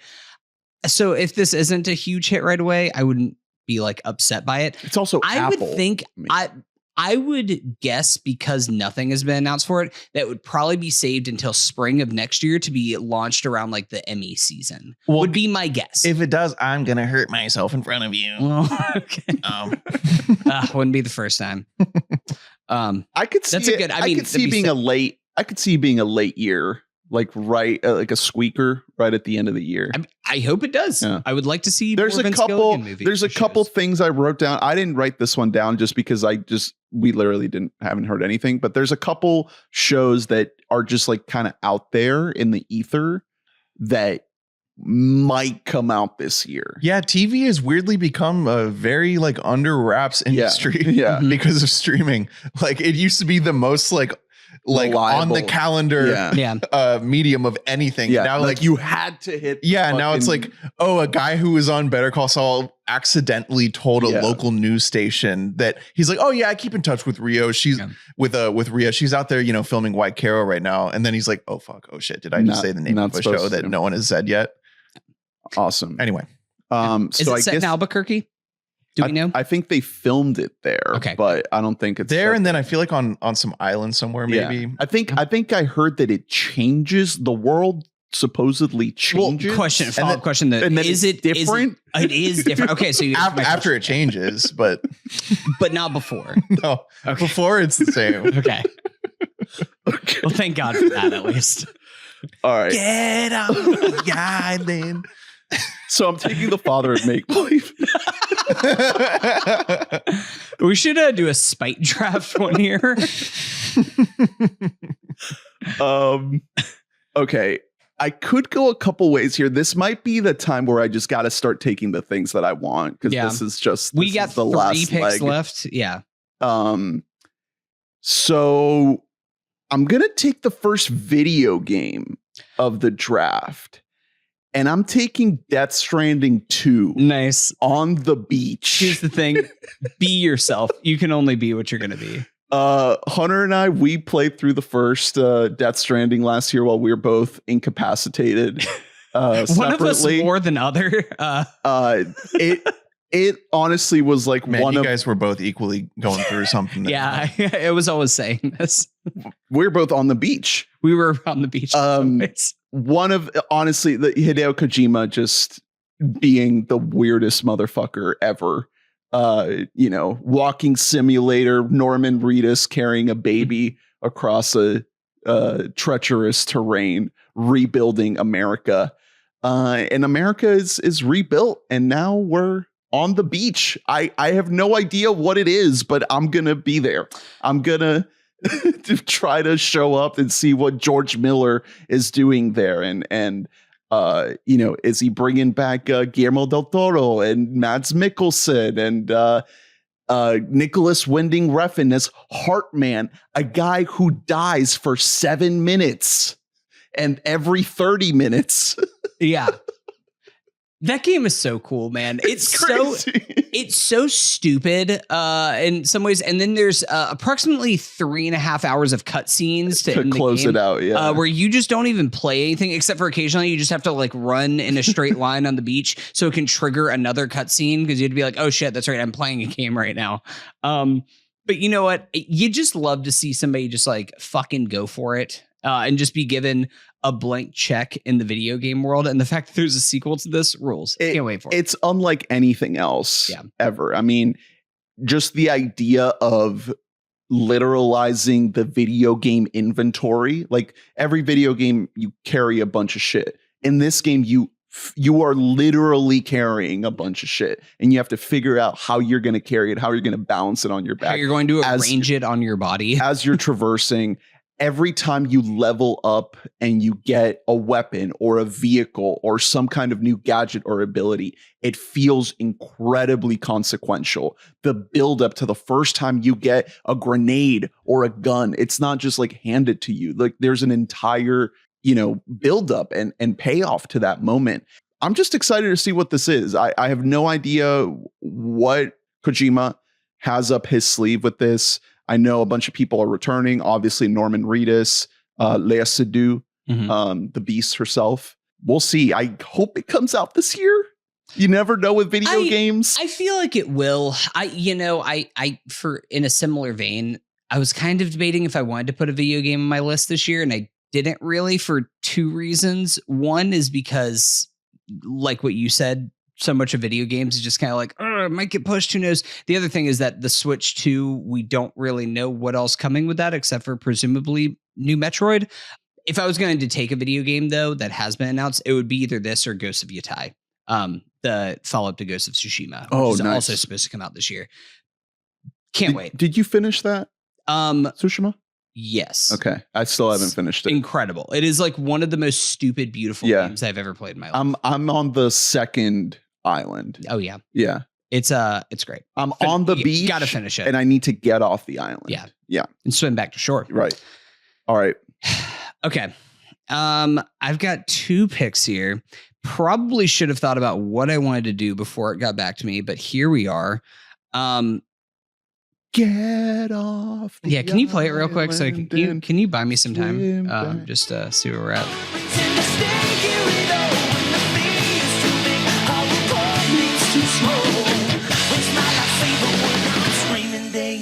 Okay, so I want to say something really quick. So this is really important for the audience out there. Don't let the poppier Coheed songs trick you.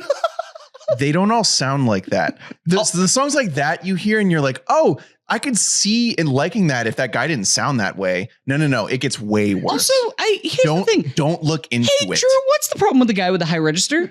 I just gotta ask the question. I'm just saying, like, what's the problem with boys who just they sing a little bit higher than others? I'm gonna say something. Another something. Say a second something.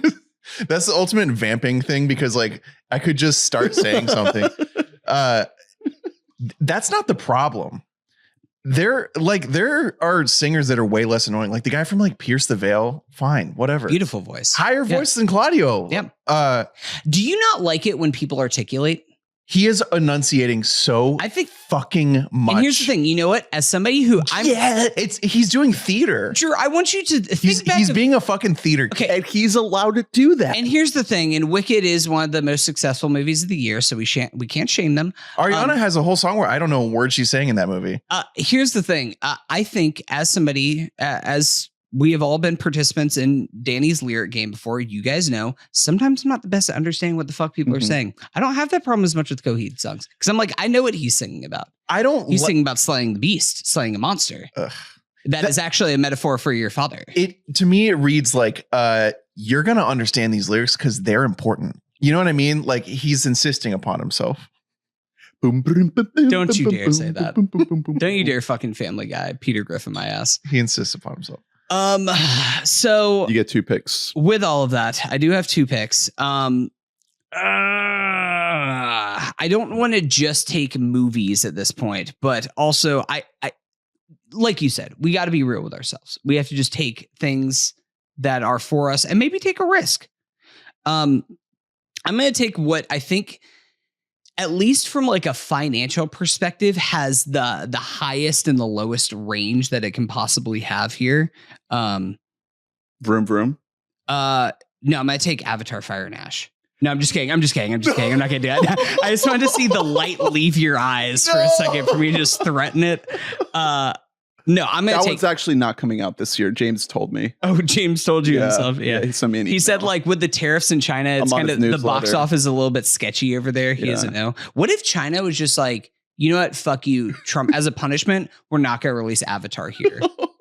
I'm gonna be real with myself. I'm gonna take F1. Yeah, hey, let's go. I really, really hope it's great. I just want this movie to be great. Yeah, man. It has like a $300 million budget. It is our boy, Joseph Kosinski, back, his first film since Top Gun Maverick. And your number one movie of that year. Yeah. And it's a masterpiece. I just will throw it on casually if I just like want something on in the background that's like light and fun. That's just what I'm here for.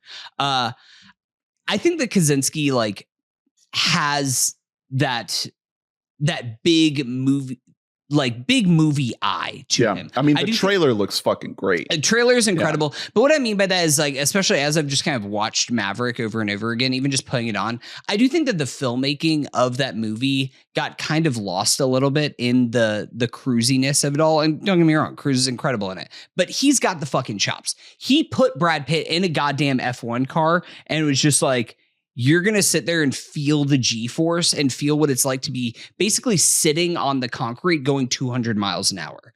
That's fucking cool. I want to see that. Yeah. Give me that shit. It's coming out on, I think it's on 4th of July this year or like right around that weekend. This is going to be a huge risk because if this movie doesn't work, I think Apple is like pretty much done with movies. They might already be kind of like a little bit checked out at this point, but either way, this is like the last big one. This is the one. And then if this works, then we might get another studio making big blockbusters, which is just what you want to see. The more players in the game that there are, the better it is for everyone. I want this movie to be successful. It's June 27th. Okay, so it's the weekend before it. But yeah. Did you guys know that Joseph Kosinski made that Gears of War Mad World trailer? You know, the cinematic the trailer. Yeah. That's a sick video game trailer.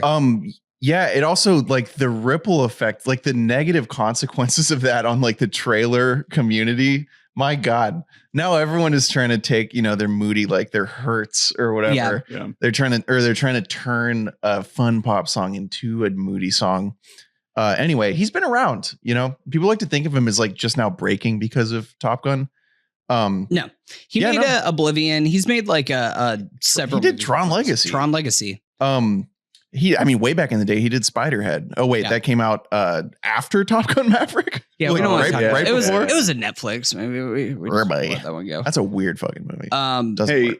People love F1. Shout out to Ray. Hey, listen. I was one of the people who during COVID watched Drive to Survive, which still to this day, like.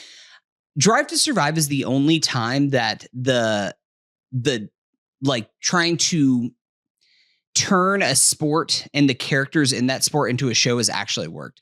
The fucking golf one just doesn't work. The NBA one just comes across like it is an advertisement, or it's, sorry, fucking love you, Jason Tatum. It's just like, man, I just really love my mom and my son. And it's like, that's not interesting for TV. Somehow they found a way. We got him. He admitted it. Jason Tatum, boring. He's boring. Here's the thing. I would rather have a boring ethical hooper than a fucking loser. That sucks. Ethical hooper.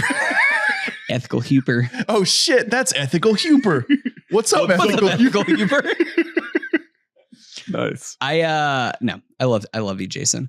Do you think part of it is that like you don't need to be taught about these sports, and you did with F1? Well, I think it served like a utility for Americans. Maybe a little bit of that, but I think that more in the magic of it is they were just like, we aren't necessarily going to focus on these people as people because they're not interesting. In order to become like an F1 driver, you have to be born with a silver spoon in your mouth. Like that is the only way that you even get entered into these circuits to actually rise up through the ranks. You think golf is bad? Like F1 is you have to be born into like generational like oil money. At like the age of 8, they have to be able to just like, we're just going to throw you in this fucking cart and just like, you got to be able to go fast. And it's all about sponsorships and just like how much money you can amass, which that's the same thing for NASCAR and for all racing. There is no like salary cap in the way there are other sports, but with Drive to Survive, the good angle that they have is they're like, we aren't going to focus on the people. We're going to focus on the drama and on the politics of this all. And that is much more interesting of like, it is just like a bunch of billionaires that are all really petty and catty towards each other. That is fun, engaging television. And that's what pulled me into the show itself, pulled me into Formula One. And now that I kind of do know the characters more and more, it's a great thing to watch. Like I do really love watching some qualies and then like turning on some races. It is unfortunate. A lot of the races do take place at like 3 a.m. because they're taking place in like Singapore and all over the world. But I still don't really care about that. Like it's one of those things that I like watching F1, whether I'm watching it live or just following the sport week to week. It might be one of those movies that does incredibly well overseas. I think it does okay here. I think it has the potential to do pretty good. I think that Jurassic comes out the week after this. So, July is Jurassic, Superman, Fantastic Four. Yeah. So this has like a very short window to really get going before that. Man, the box office game this year in summer is going to be a fucking gauntlet. Yeah. What's the most successful racing movie we've had? Racing Stripes. With the zebra. Thank you. Yep. We've tried to do Herbie Fully Loaded. They've tried to do a couple F1 movies, usually throwbacks, obviously. There was the Ford versus Ferrari. Yes, I think that one did well, right? That's the most recent one. There was the Hemsworth. Remember that? Where he played like Senna or something? Rush. Yeah. I do have a letterbox list called Car. Okay, what do you got? One of my best works. Do you have Cars? Cars is on there. Okay. Yep. Okay. Are you trying to do like box office wise? Well, I'm just trying to think like, do we have an example of like a huge, like a certified, I guess Ford versus Ferrari did well. I remember Rush sort of fizzling when it dropped and it had a lot of hype around it. I think that movie is like, it's a critically beloved movie, but it didn't break through in the same way. Yeah. I mean, if you wanted to put like the Fast and Furious movies in there, those are like beyond Cars at this point. Yeah. There was a Gran Turismo movie that came out a couple of years ago that nobody gave a shit about. That was a trailer that I watched so many times of just like, I've driven this track 1,000,000 times. Obviously like Speed Racer has become a beloved. Do you think Adam is like punching his wall right now saying fucking Fast and Furious? No, I do honestly think the Fast and Furious movies are closer to Transformers movies than they are racing movies at this point. The least popular movie on Letterboxd on this list that I made is the Need for Speed movie from 2014 starring Aaron Paul. Yo, man. Mr. White. And the second least popular is Tommy Boy himself in Days of Thunder, a movie we skipped in our series. Hey, a lot of people like the olds love Days of Thunder. I mean, it's Tony Scott. Yeah. It's the reunion after Top Gun. Herbie Fully Loaded. All right, let's stop. Okay. Talladega Nights. Yeah, there you go. Okay. Next, for my second pick, I'm trying to decide if I want to do something that I know is coming out in a movie or something that I am hopeful might come out that's an album. And I think I'm going to take the swing, and I'm going to take the unannounced, but I know that it is actively being written and recorded LCD Sound System. Damn it! Oh, Fuck! I know. I thought I could sit on this one. It's either coming this year or next year, but from all accounts, like I think a lot of it is already in the tank, if not all of it, and it just has to be like written and tracked. I think what gave me hope about this was in the announcement at Primavera, somebody kind of slipped up in the press release and were just like, LCD Sound System is planning on playing new tracks along with their old hits, and people were like, wait, what? Murphy put out a note, and then was that after the? I think he put out that after that like leak came out just to address it in general. I think that there's a chance that something's coming out there. Yeah. No, they're working on it. So it's just a matter of like, are they done working on it? Yeah. Which we'll see. I mean, the last LCD Sound System album was 2017. Yeah, American Dream. Yeah. X-Ray Eyes came out last year, November. Yeah. Solid little song. Pretty solid. Listen, if LCD Sound System has an album that is coming out this year, I think that it would be one of our most disappointed things of the year if it doesn't end up in our top 10, 15. So hell yeah. Man, I really thought I could just sit on this one till this round. We'll give you Avatar, maybe.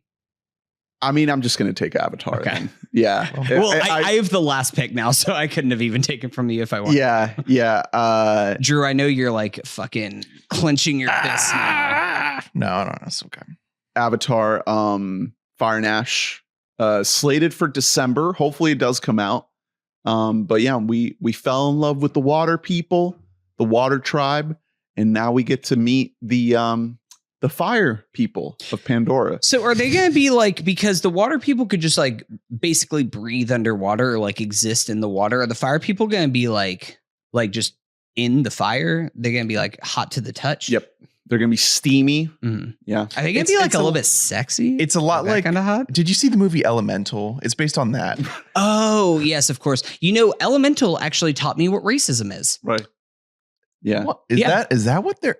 Oh my God. Yeah. No, you thought that they were just elements? No. Yeah. No, it's actually, what if I told you that fire people are actually Latin Americans? They're immigrants. They're just immigrants. Are they really? I swear to God, it's literally jungle fever, but it's elements. Fire is the cloud people are lesbians. This is all real things in the Disney Pixar I'm film. vaguely Elemental. remembering you telling me about this and me being really upset. Earth people are... I think they're just Earth. Yeah. I think that one doesn't map to the water people are white. Yeah. Because they don't know about the privilege that they have. Yeah. Just like high end. Yeah. They live in like high towers. Black people don't exist in this world. It's kind of like Bright, where the metaphor gets immediately lost. Like orcs are like black people, like but they have offensive linemen. But all the jokes about them are like white people jokes. So I'm taking Bright 2. No. What's Max Landis up to these days? Does he have a new project coming out? I'm very excited. How often do you think Max Landis calls up Red Letter Media to try to be on? Yeah, and just like, hey guys, please, I prove that I did all that. They moved on to Jack Quaid now. Yep, the Chad Jack Quaid versus the Virgin Max Landis. I'm so excited for Avatar 3. I really hope it comes out this year. Is this one 3.5 hours long? Probably. Yeah. I mean, look. I guess here's the thing. Like, we have a lot of different tribes of Na'vi that we need to spend time Here's with. the more important question. This is still supposed to be the last James Cameron one of these, right? So then James Cameron can go on to like make other non-Avatar movies? I don't think so. I think he wants to make all of them. God damn it. He keeps changing his mind. Remember when he was like, I'm just going to do like 2 more and then I'm going to go on to make like, I don't know, something that's like good and set with like human beings. These movies are great.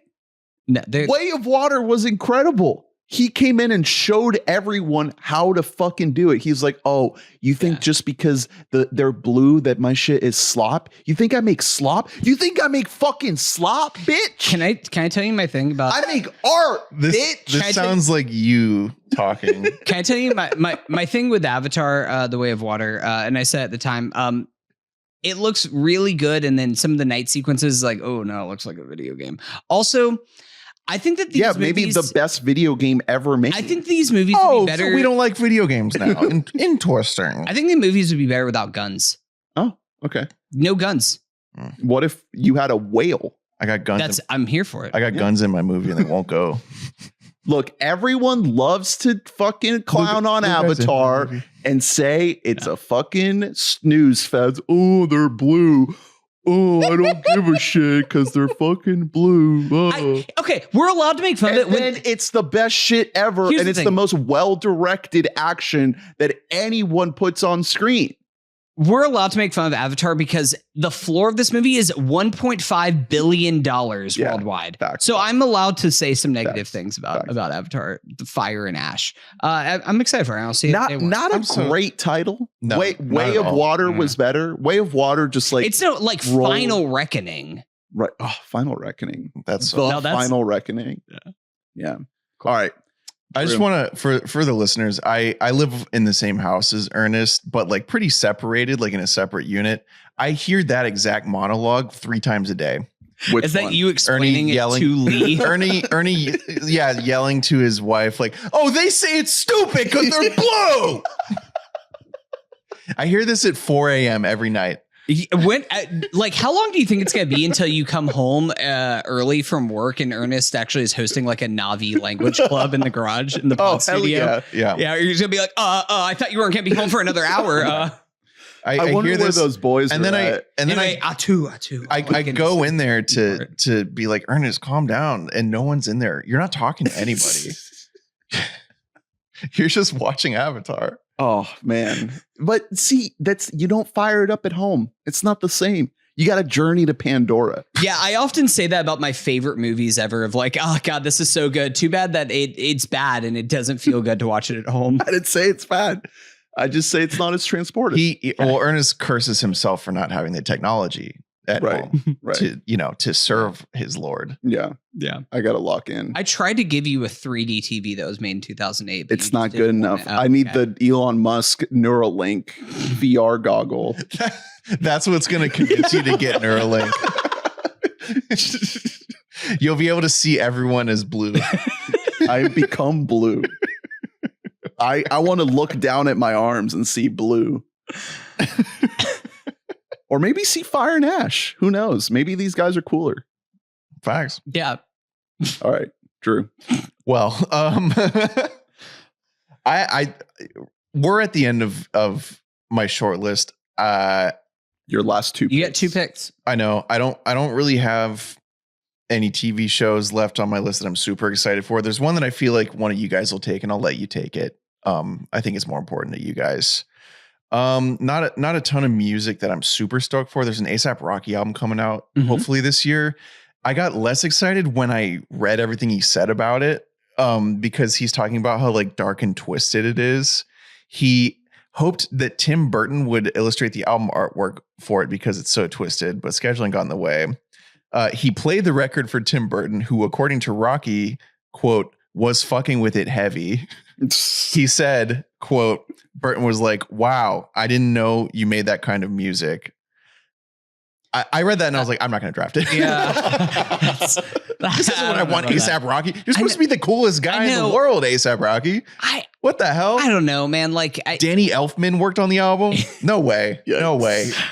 Come on. I'm interested by what it is. This is his first album since a testing, right? Yeah, it was a long time ago. It was like this album. 2018. I mean, this has apparently been like done or worked on for like a long ass fucking time. This has been in the chamber, but he's been like busy impregnating Rihanna. Man, which I mean, you know, let's go. They're busy being like that? 2 of the hottest people alive. Can you draft the Rocky Rihanna baby? I'm gonna leave some better options on the table and take 2 things that I'm just interested in and maybe excited for. The first one is the Naked Gun movie coming out on August 1st. directed by Akiva Schaffer of The Lonely Island. Boys are back. Shout out. And it's starring Liam Neeson. Yeah. As the Leslie Nielsen part. Really, really excited for that. Just to see his chops. You know, he's popped up in comedic roles here and there, and he's Atlanta, and it works really well. I think that Akiva is gonna like keep him in the right lane for this, because like playing this detective is like very simple if you commit and if you understand that your goal is not to try to be funny, it's to be very serious. Yeah. And while saying things that are funny. I was watching some clips of the OG. It wasn't that some channel put up like a compilation of like all the Nielsen stuff, like not just Naked Gun, but like Airplane and everything. Yeah, and he knew exactly the role. He was a god. He was so like strikingly modern in terms of like feeling like every line he's reading, he is making fun of like the idea of TV and movies in a way, you know, because these movies were based on the show Police Squad, which also starred him. Yeah. He was fucking awesome in that. But it's not just him. I think that the entire like conceit has to be right. Like everyone around him has to be right too. I'd always wished that Steve Carell would do this. Yeah. Because that type of joke, it's called a bull in the comedy world. It's when a character very confidently says something that is the joke is that it's stupid or that he's saying it incorrectly. He was the king of that for a while. Instead of doing this, they put him in a remake of Get Smart and it didn't really work. Similar deal though. Really excited for this. He's Gru now. I love Akiva Schaffer. So Neeson, Paul Walter Hauser, Kevin Durant coming hot off of playing a monkey in the Apes movie.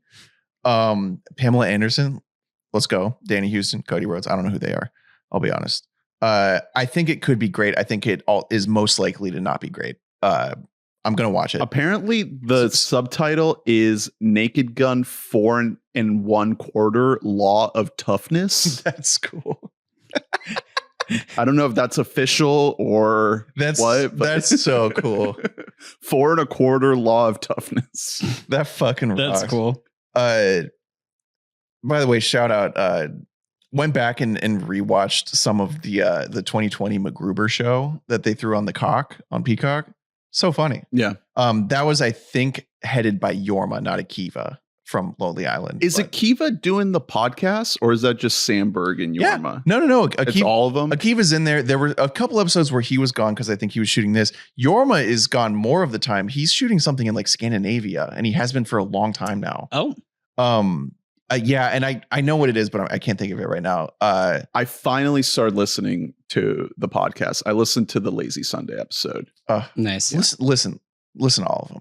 Every episode is good. Great pod. And now I always forget this, but SNL, like the archives are on Peacock, and you can just watch the full episodes.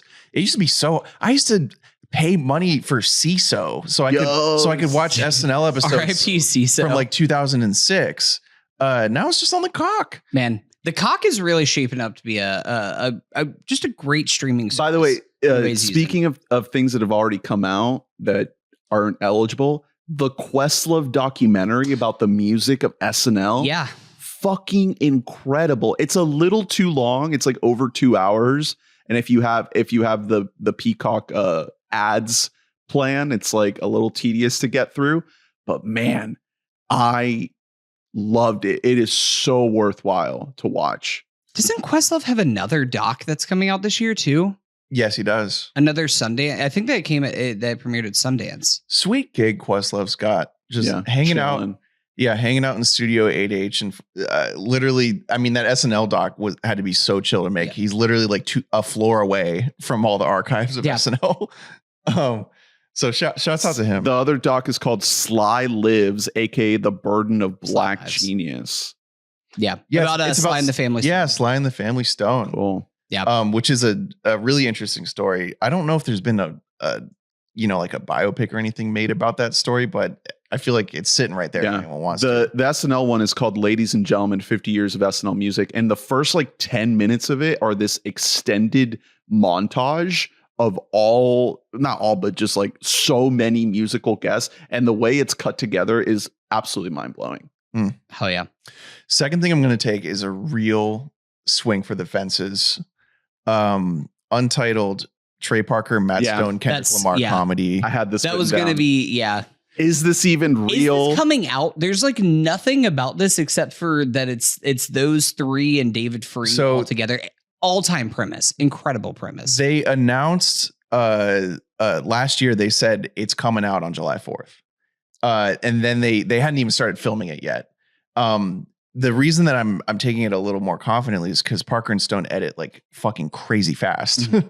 Like that's kind of their MO. So I think once it's shot, they're going to be working on it. Man, the Kendrick last the run, if months, he then turns this into like, oh yeah, I'm also going to be in a movie that's going to be like a big. So that's really the thing here.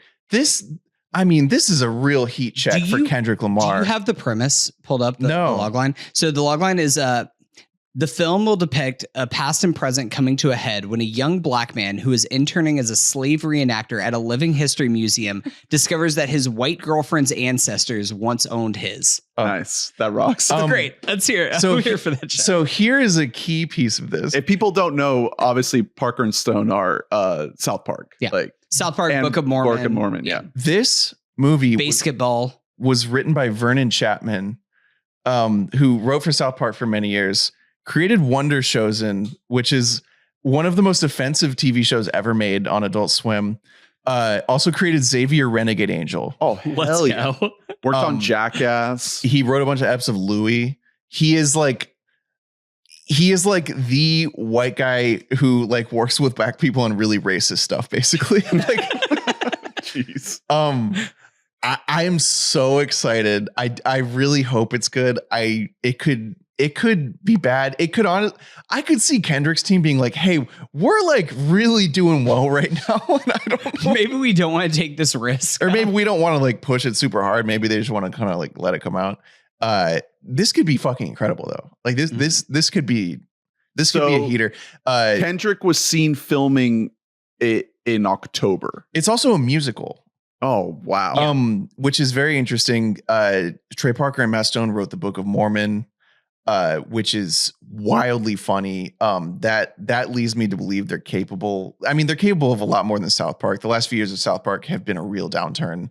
I think part of that's because they refused to change their process, which is making an episode a week. They did those COVID specials, which were pretty funny. Yeah, they had one or two of them that were they were pretty solid. funny. The Ozempic one is pretty funny, but you know, not the same. Yeah, it's not the same. I really, really, really hope it's good. I hope it comes out. I hope it's not some sick joke. Yeah. So I hope it comes out. I hope it goes in theaters and it's not like a straight to Paramount Plus. It could be. Which that could be the future. But no, especially if it is. I don't think so because it was at CinemaCon. Apparently at CinemaCon, they said it's coming to theaters. So I don't know if there's any kind of legal binding. If you want CinemaCon before or after Paramount got sold though last year is the question. Because if you want a flavor for how crazy this could get, really get on YouTube and look up Wonder Shows and Sketches and look up Xavier Renegade Angel. They're I think 2 top 5 insane shows that have been broadcast on cable television of all time. Like Vernon Chapman is like a visionary freak. Isn't he the voice of Xavier? Yes. He's the voice of Xavier. He was the voice of Towley on South Park. Man, I'm going to watch some interesting guy. Going to drop a gummy and watch some Xavier. Good luck. Just keeping up. And I'll never be back. Live. And you thought that Ernest was like yelling at himself before about an Avatar. Just wait till that happens. All right.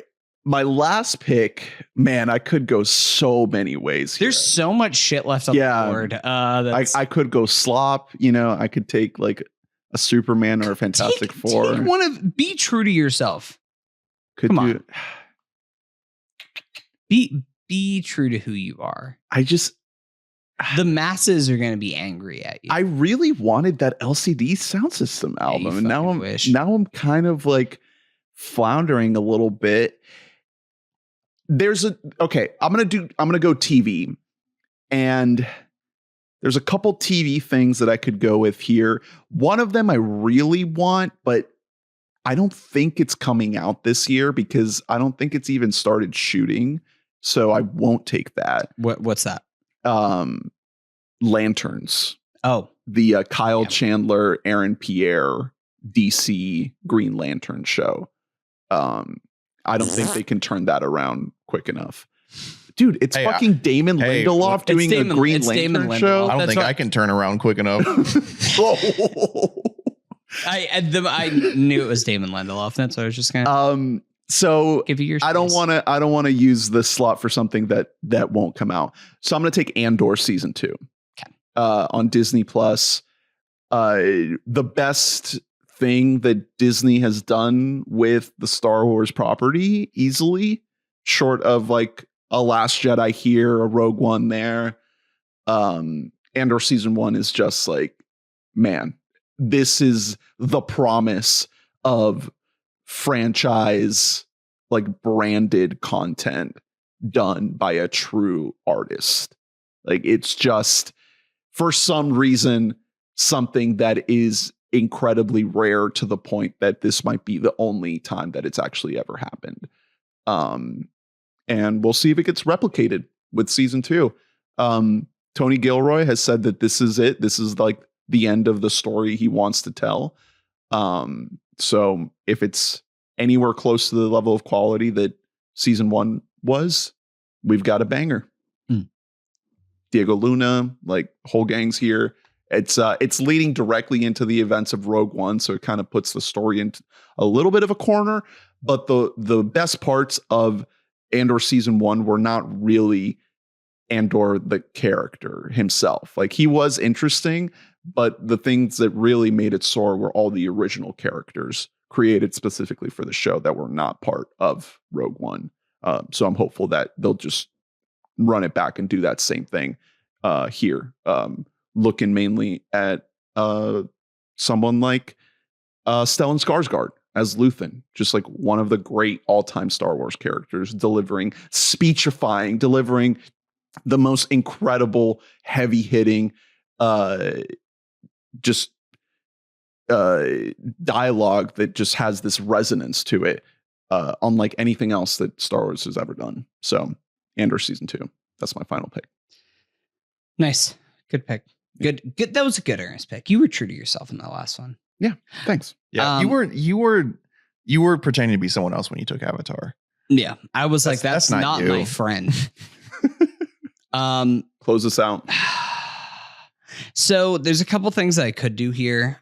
There's a few albums that I want to go through, like honorable mentions, and I'll wait and I'll do that after the fact. There's one TV show that I'm shocked that none of us took, but there's one album that I am really shocked that neither of you guys took.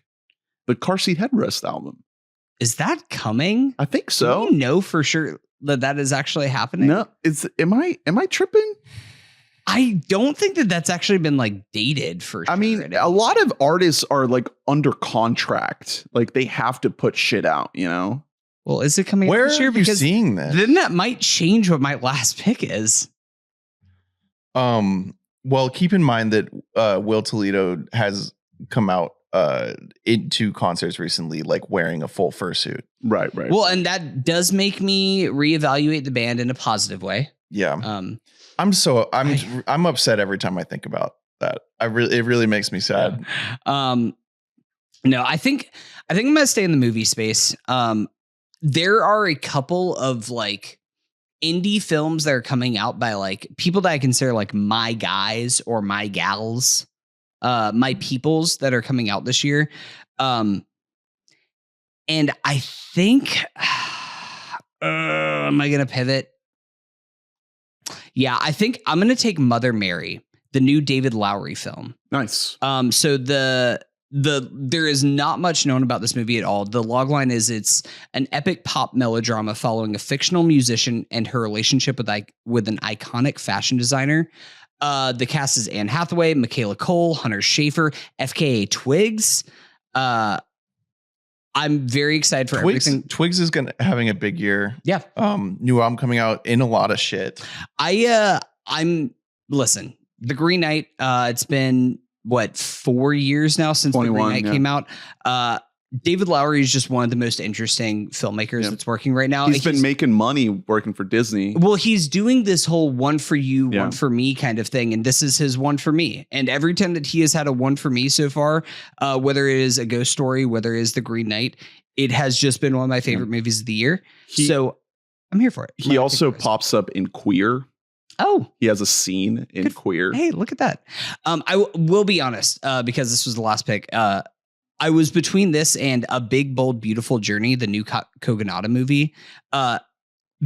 Colin Farrell and Margot Robbie. So I didn't take this because the logline is like, I don't know what this is. It's an imaginative tale with two strangers and the extraordinary emotional journey that connects them. Yeah, so that's every movie. Yeah, that's just what a story is most of the time. No, but that movie, Colin Farrell, Margot Robbie, Jodie Turner-Smith, Phoebe Waller-Bridge, Billy Magnuson, Hamish Linklater. Like, it's got a fucking stupid good cast. I am really excited to see what Kogonada does with a budget. After Yang, one of my favorite movies of last year or 2 years ago now at this point. I don't know what that movie is going to be, but it's Margot's first movie post Barbie. So interested in that. Some other movies that I can kind of run through here. Materialist, the new Celine Song movie, her fellow past lives, Pedro Pascal. With who's the co-star in that? I didn't write that. I think it's Dakota, isn't it? Fanning? No, the other Dakota Johnson. Yes. Johnson, yeah. Madam Web herself. Wow, look at that. Highest and Lowest. Spike Lee has a new movie coming out. So I almost took this. Denzel and Spike Lee back. And let me tell you, I watched Seven Samurai today. I think and after watching Seven Samurai, I was like, yeah, it's time to just go through and just rewatch all the Akira Kurosawa movies again, to rewatch High and Low, which this is like an American remake of High and Low. Yeah. I can't wait for it. Spike made an Instagram post with him and Martin Scorsese. He says he showed the film to Marty. Let's go. And Marty liked it. Let's fucking go. He said, I liked it. I probably would have taken this movie, but it isn't confirmed to come out this year. It's Paper Tiger, which is the new James Gray film. Oh, it is. Yeah, you really liked what's it called? Armageddon Time. I love Armageddon Time. Yeah. Lost City of Z, a good movie. Ad Astra, a really good movie. No, he's the cast is Adam Driver, Jeremy Strong, Anne Hathaway. It's about, a tale of the American dream. Fucking here for it. Our boy Richard Linklater has 2 movies coming out this year. Blue Moon. Always cranking them out, man. Blue Moon, which is about like the making of the musical Oklahoma. And then Nouvelle Vogue, which is about the making of Breathless, the Jean-Luc Godard film. They are like fictional. I think like historical fiction. Yeah, semi-fiction, probably. Two different movies about the makings of. Yeah. What are you doing, Dickie? I think so. One of them might be like entirely fictional. One of them might be like based on, I'm not sure exactly, but Luca has a new movie coming too. Luca has a new one after The Hunt. Julia Roberts. I'm interested in Garfield, because after he got traded to the Lakers, he's got access to a lot more. Yeah. He's in Hollywood. He can finally open up that production studio. Yeah. Die My Love, the new Lynn Ramsey film, her first film since you were never really here. Excited for that. There's 2 Frankenstein movies. Yeah, The Bride, Maggie Gyllenhaal, and Guillermo. Finally, shocked that no one took this. By the way, Ernest, I'm looking at you. Yeah, what the hell? Oscar Isaac and Jacob Elordi. Yeah, I almost took it. I mean, we continue to undervalue Guillermo del Toro. See Nightmare Alley, a fucking great banger. movie. God, the movie's aged so well. It's so, especially because it's funny to think about Bradley Cooper's character in Nightmare Alley and then the entire history of what happened with Maestro. Yeah. He kind of geeked himself in a way for Maestro. Yeah, he's now just slinging sandwiches in the streets of New York. Just fucking banger of a movie. Guys, where are we at on Hurry Up Tomorrow? The Weekend movie is okay. I think it's fun. Here's the thing. I'm here for Trey Edward Schultz. Friend of the pod, Colin, is listening.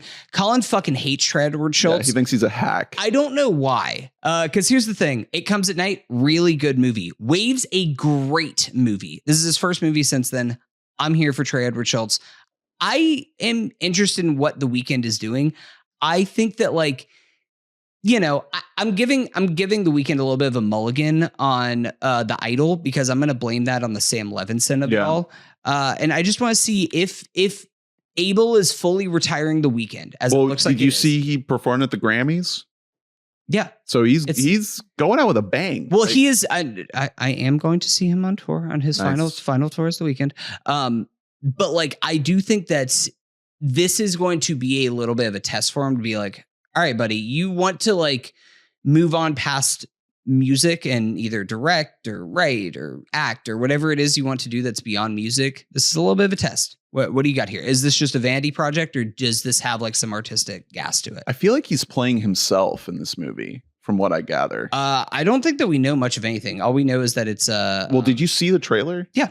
Jenna Ortega calls him Abel in the trailer, I'm pretty sure. Well, but is it like actually him playing like himself? Or right. is he I guess just like a dramatized, who knows? What about the new Edgar Wright movie, The Running Man, with Glenn Powell? Come on, no. I'm Edgar Wright, bro. Well, I'm okay. Yeah. So I'm not gonna. Last Night in Soho and Baby Driver were not great. Glenn Powell. Hey, he made a really good Sparks doc that I liked a lot. Taught me about the Sparks brothers. I don't think I've ever actually seen the original Running Man, so I don't have like a relationship with the story, but I've never seen it either. Maybe it'd be good. I like Glenn Powell though. I'd like a return to form. He seems like one of those guys who just like had all the juice in his 20s. Right. Will Toledo. What about The Monkey? I'm excited for it. Oh, Long Legs. No, I'm telling you guys, it is the year of a guy playing two guys. Osgood Perkins. Yeah, Osgood Perkins, Long Legs guy, produced by James Wan, starring Theo James from White Lotus season 2, playing two guys. That one's pretty soon, I think. I think it's very early soon. March. Yeah, it is February 21st. Oh, nice. Yeah. Oh, that's very soon. Yeah. Shit. It's a King adaptation. The story seems a lot. I mean, I guess I haven't seen other Osgood movies, but the story feels like a different flavor of horror than what Longlegs was giving. But I guess if you were to tell me the idea behind Longlegs and what Cage is doing in it, I'd be like, oh, so it's like a zany, crazy horror movie, and it's, you know what I mean? Right. So who knows? Maybe it'll be different. Warfare is I think that's a movie that's being released this year. It might be the only from an Iraq war veteran. Based on a true war crime. Talk about a draft. Am I right? That was always your biggest complaint about the Hurt Locker, is that you could tell like that you weren't there. She wasn't there. Mm-hmm. Yeah, the only movie that really pulls off showing how fucking lame soldiers are without being directed by one is American Sniper. So shout out Bradley Cooper, you fucking loser. Will Poulter's in Warfare. Love that kid. Lifetime Will Poulter fan. Have you guys heard of The Surfer? No, what is that? No, it's already been made. I feel like it may have debuted somewhere like last year, but it's a Nick Cage movie where he's a dad who surfs. And he goes back to like his old hometown surf spot with his son, and they get into like a big feud. Oh, it played at Cannes last year with the local surfers. Did it just never get picked up by anything? It's one of those movies that like feels like it might immediately disappear, but if it's good, it could be great. People like it. Yeah. On the TV side, no one took Blade Runner 2099. Yeah, Michelle Yeoh. It could be good. I was more shocked that it could be slob. I was more shocked that neither of us took Alien Earth. So that was kind of my one that I was like, if I was going to take another TV, it was going to be Noah Hawley making an Alien. I'm very excited for Alien Earth. Yeah. I'm very worried that it's going to be terrible because it got destroyed by the strikes. Yeah. But it got pushed a full year. Like you didn't want the worst version of it would have been that they try to rush it for 2024. Right. No, that's facts. Yeah. I hope it's good. It's coming out pretty soon. Night of the Seven Kingdoms could be good. Yeah. Another Game of Thrones spinoff. Stranger Things is already doing the full court blast for the final season. So we'll see how that goes. That's okay. Daredevil, We're getting 2 Survivor seasons, 48 and 49. That's going to be I'm great. drafting 49, not 48. There's an Apple show called Dope Thief with Brian Tyree Henry, where he plays like a DEA agent in Philadelphia. That sounds cool. So Apple, that could be cool. Apple is just dropping TV left and right. It's crazy. Yeah. Welcome to Derry. That's okay. Shout out Colin. I'm all right. We shall see on that is all I can say. Do you have Running Point written down there? It's coming out in a few weeks and I'm excited. It's about what the fuck is wait, what is Running Point? So is that like a Hard Knocks? Kate Hudson is playing Theodore Roosevelt. No, so it's Kate Hudson as like basically a Jeannie Buss type character, like taking over her family's LA basketball team. Oh, so this is like it's winning time. But everybody is like, I want to see the owner perspective on this. Well, it's not about the fucking it's like a fake it's like the LA Waves or something. Like it's more about like her like trying to prove everyone wrong. It's like if they made a show about the lady who owns the team in Ted Lasso or whatever. You know what I mean? Like that type of thing. Could be fun. Did you see they announced that John Mulaney's Everybody's Live is getting the re-up? Yeah. I had a feeling. Yeah. I mean, you got to throw on the SNL 50th anniversary special. Like, that's really it's gonna be like one of the moments of TV. That's in like 2 weeks. That's coming hot. And then one that I'm really shocked that none of us took is The Chair Company. Tim Robinson. I forgot that was coming out this year. God damn it! I took a different Tim Robinson thing and I forgot about The Chair Company. I mean, this is this like another I Think You Should Leave, but on HBO? No, it's going to be a way different vibe. I think a lot of people are going to go in expecting it to be like that pace, and I don't think it's going to be that pace. Yeah, I mean, it's going to be more structured.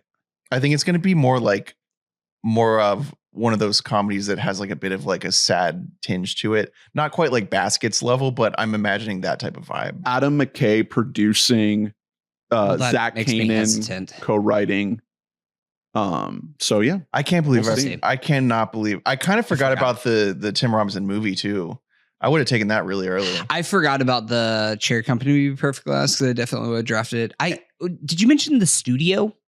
Oh, The Studio, Seth Rogen. Yeah, I'm really interested. The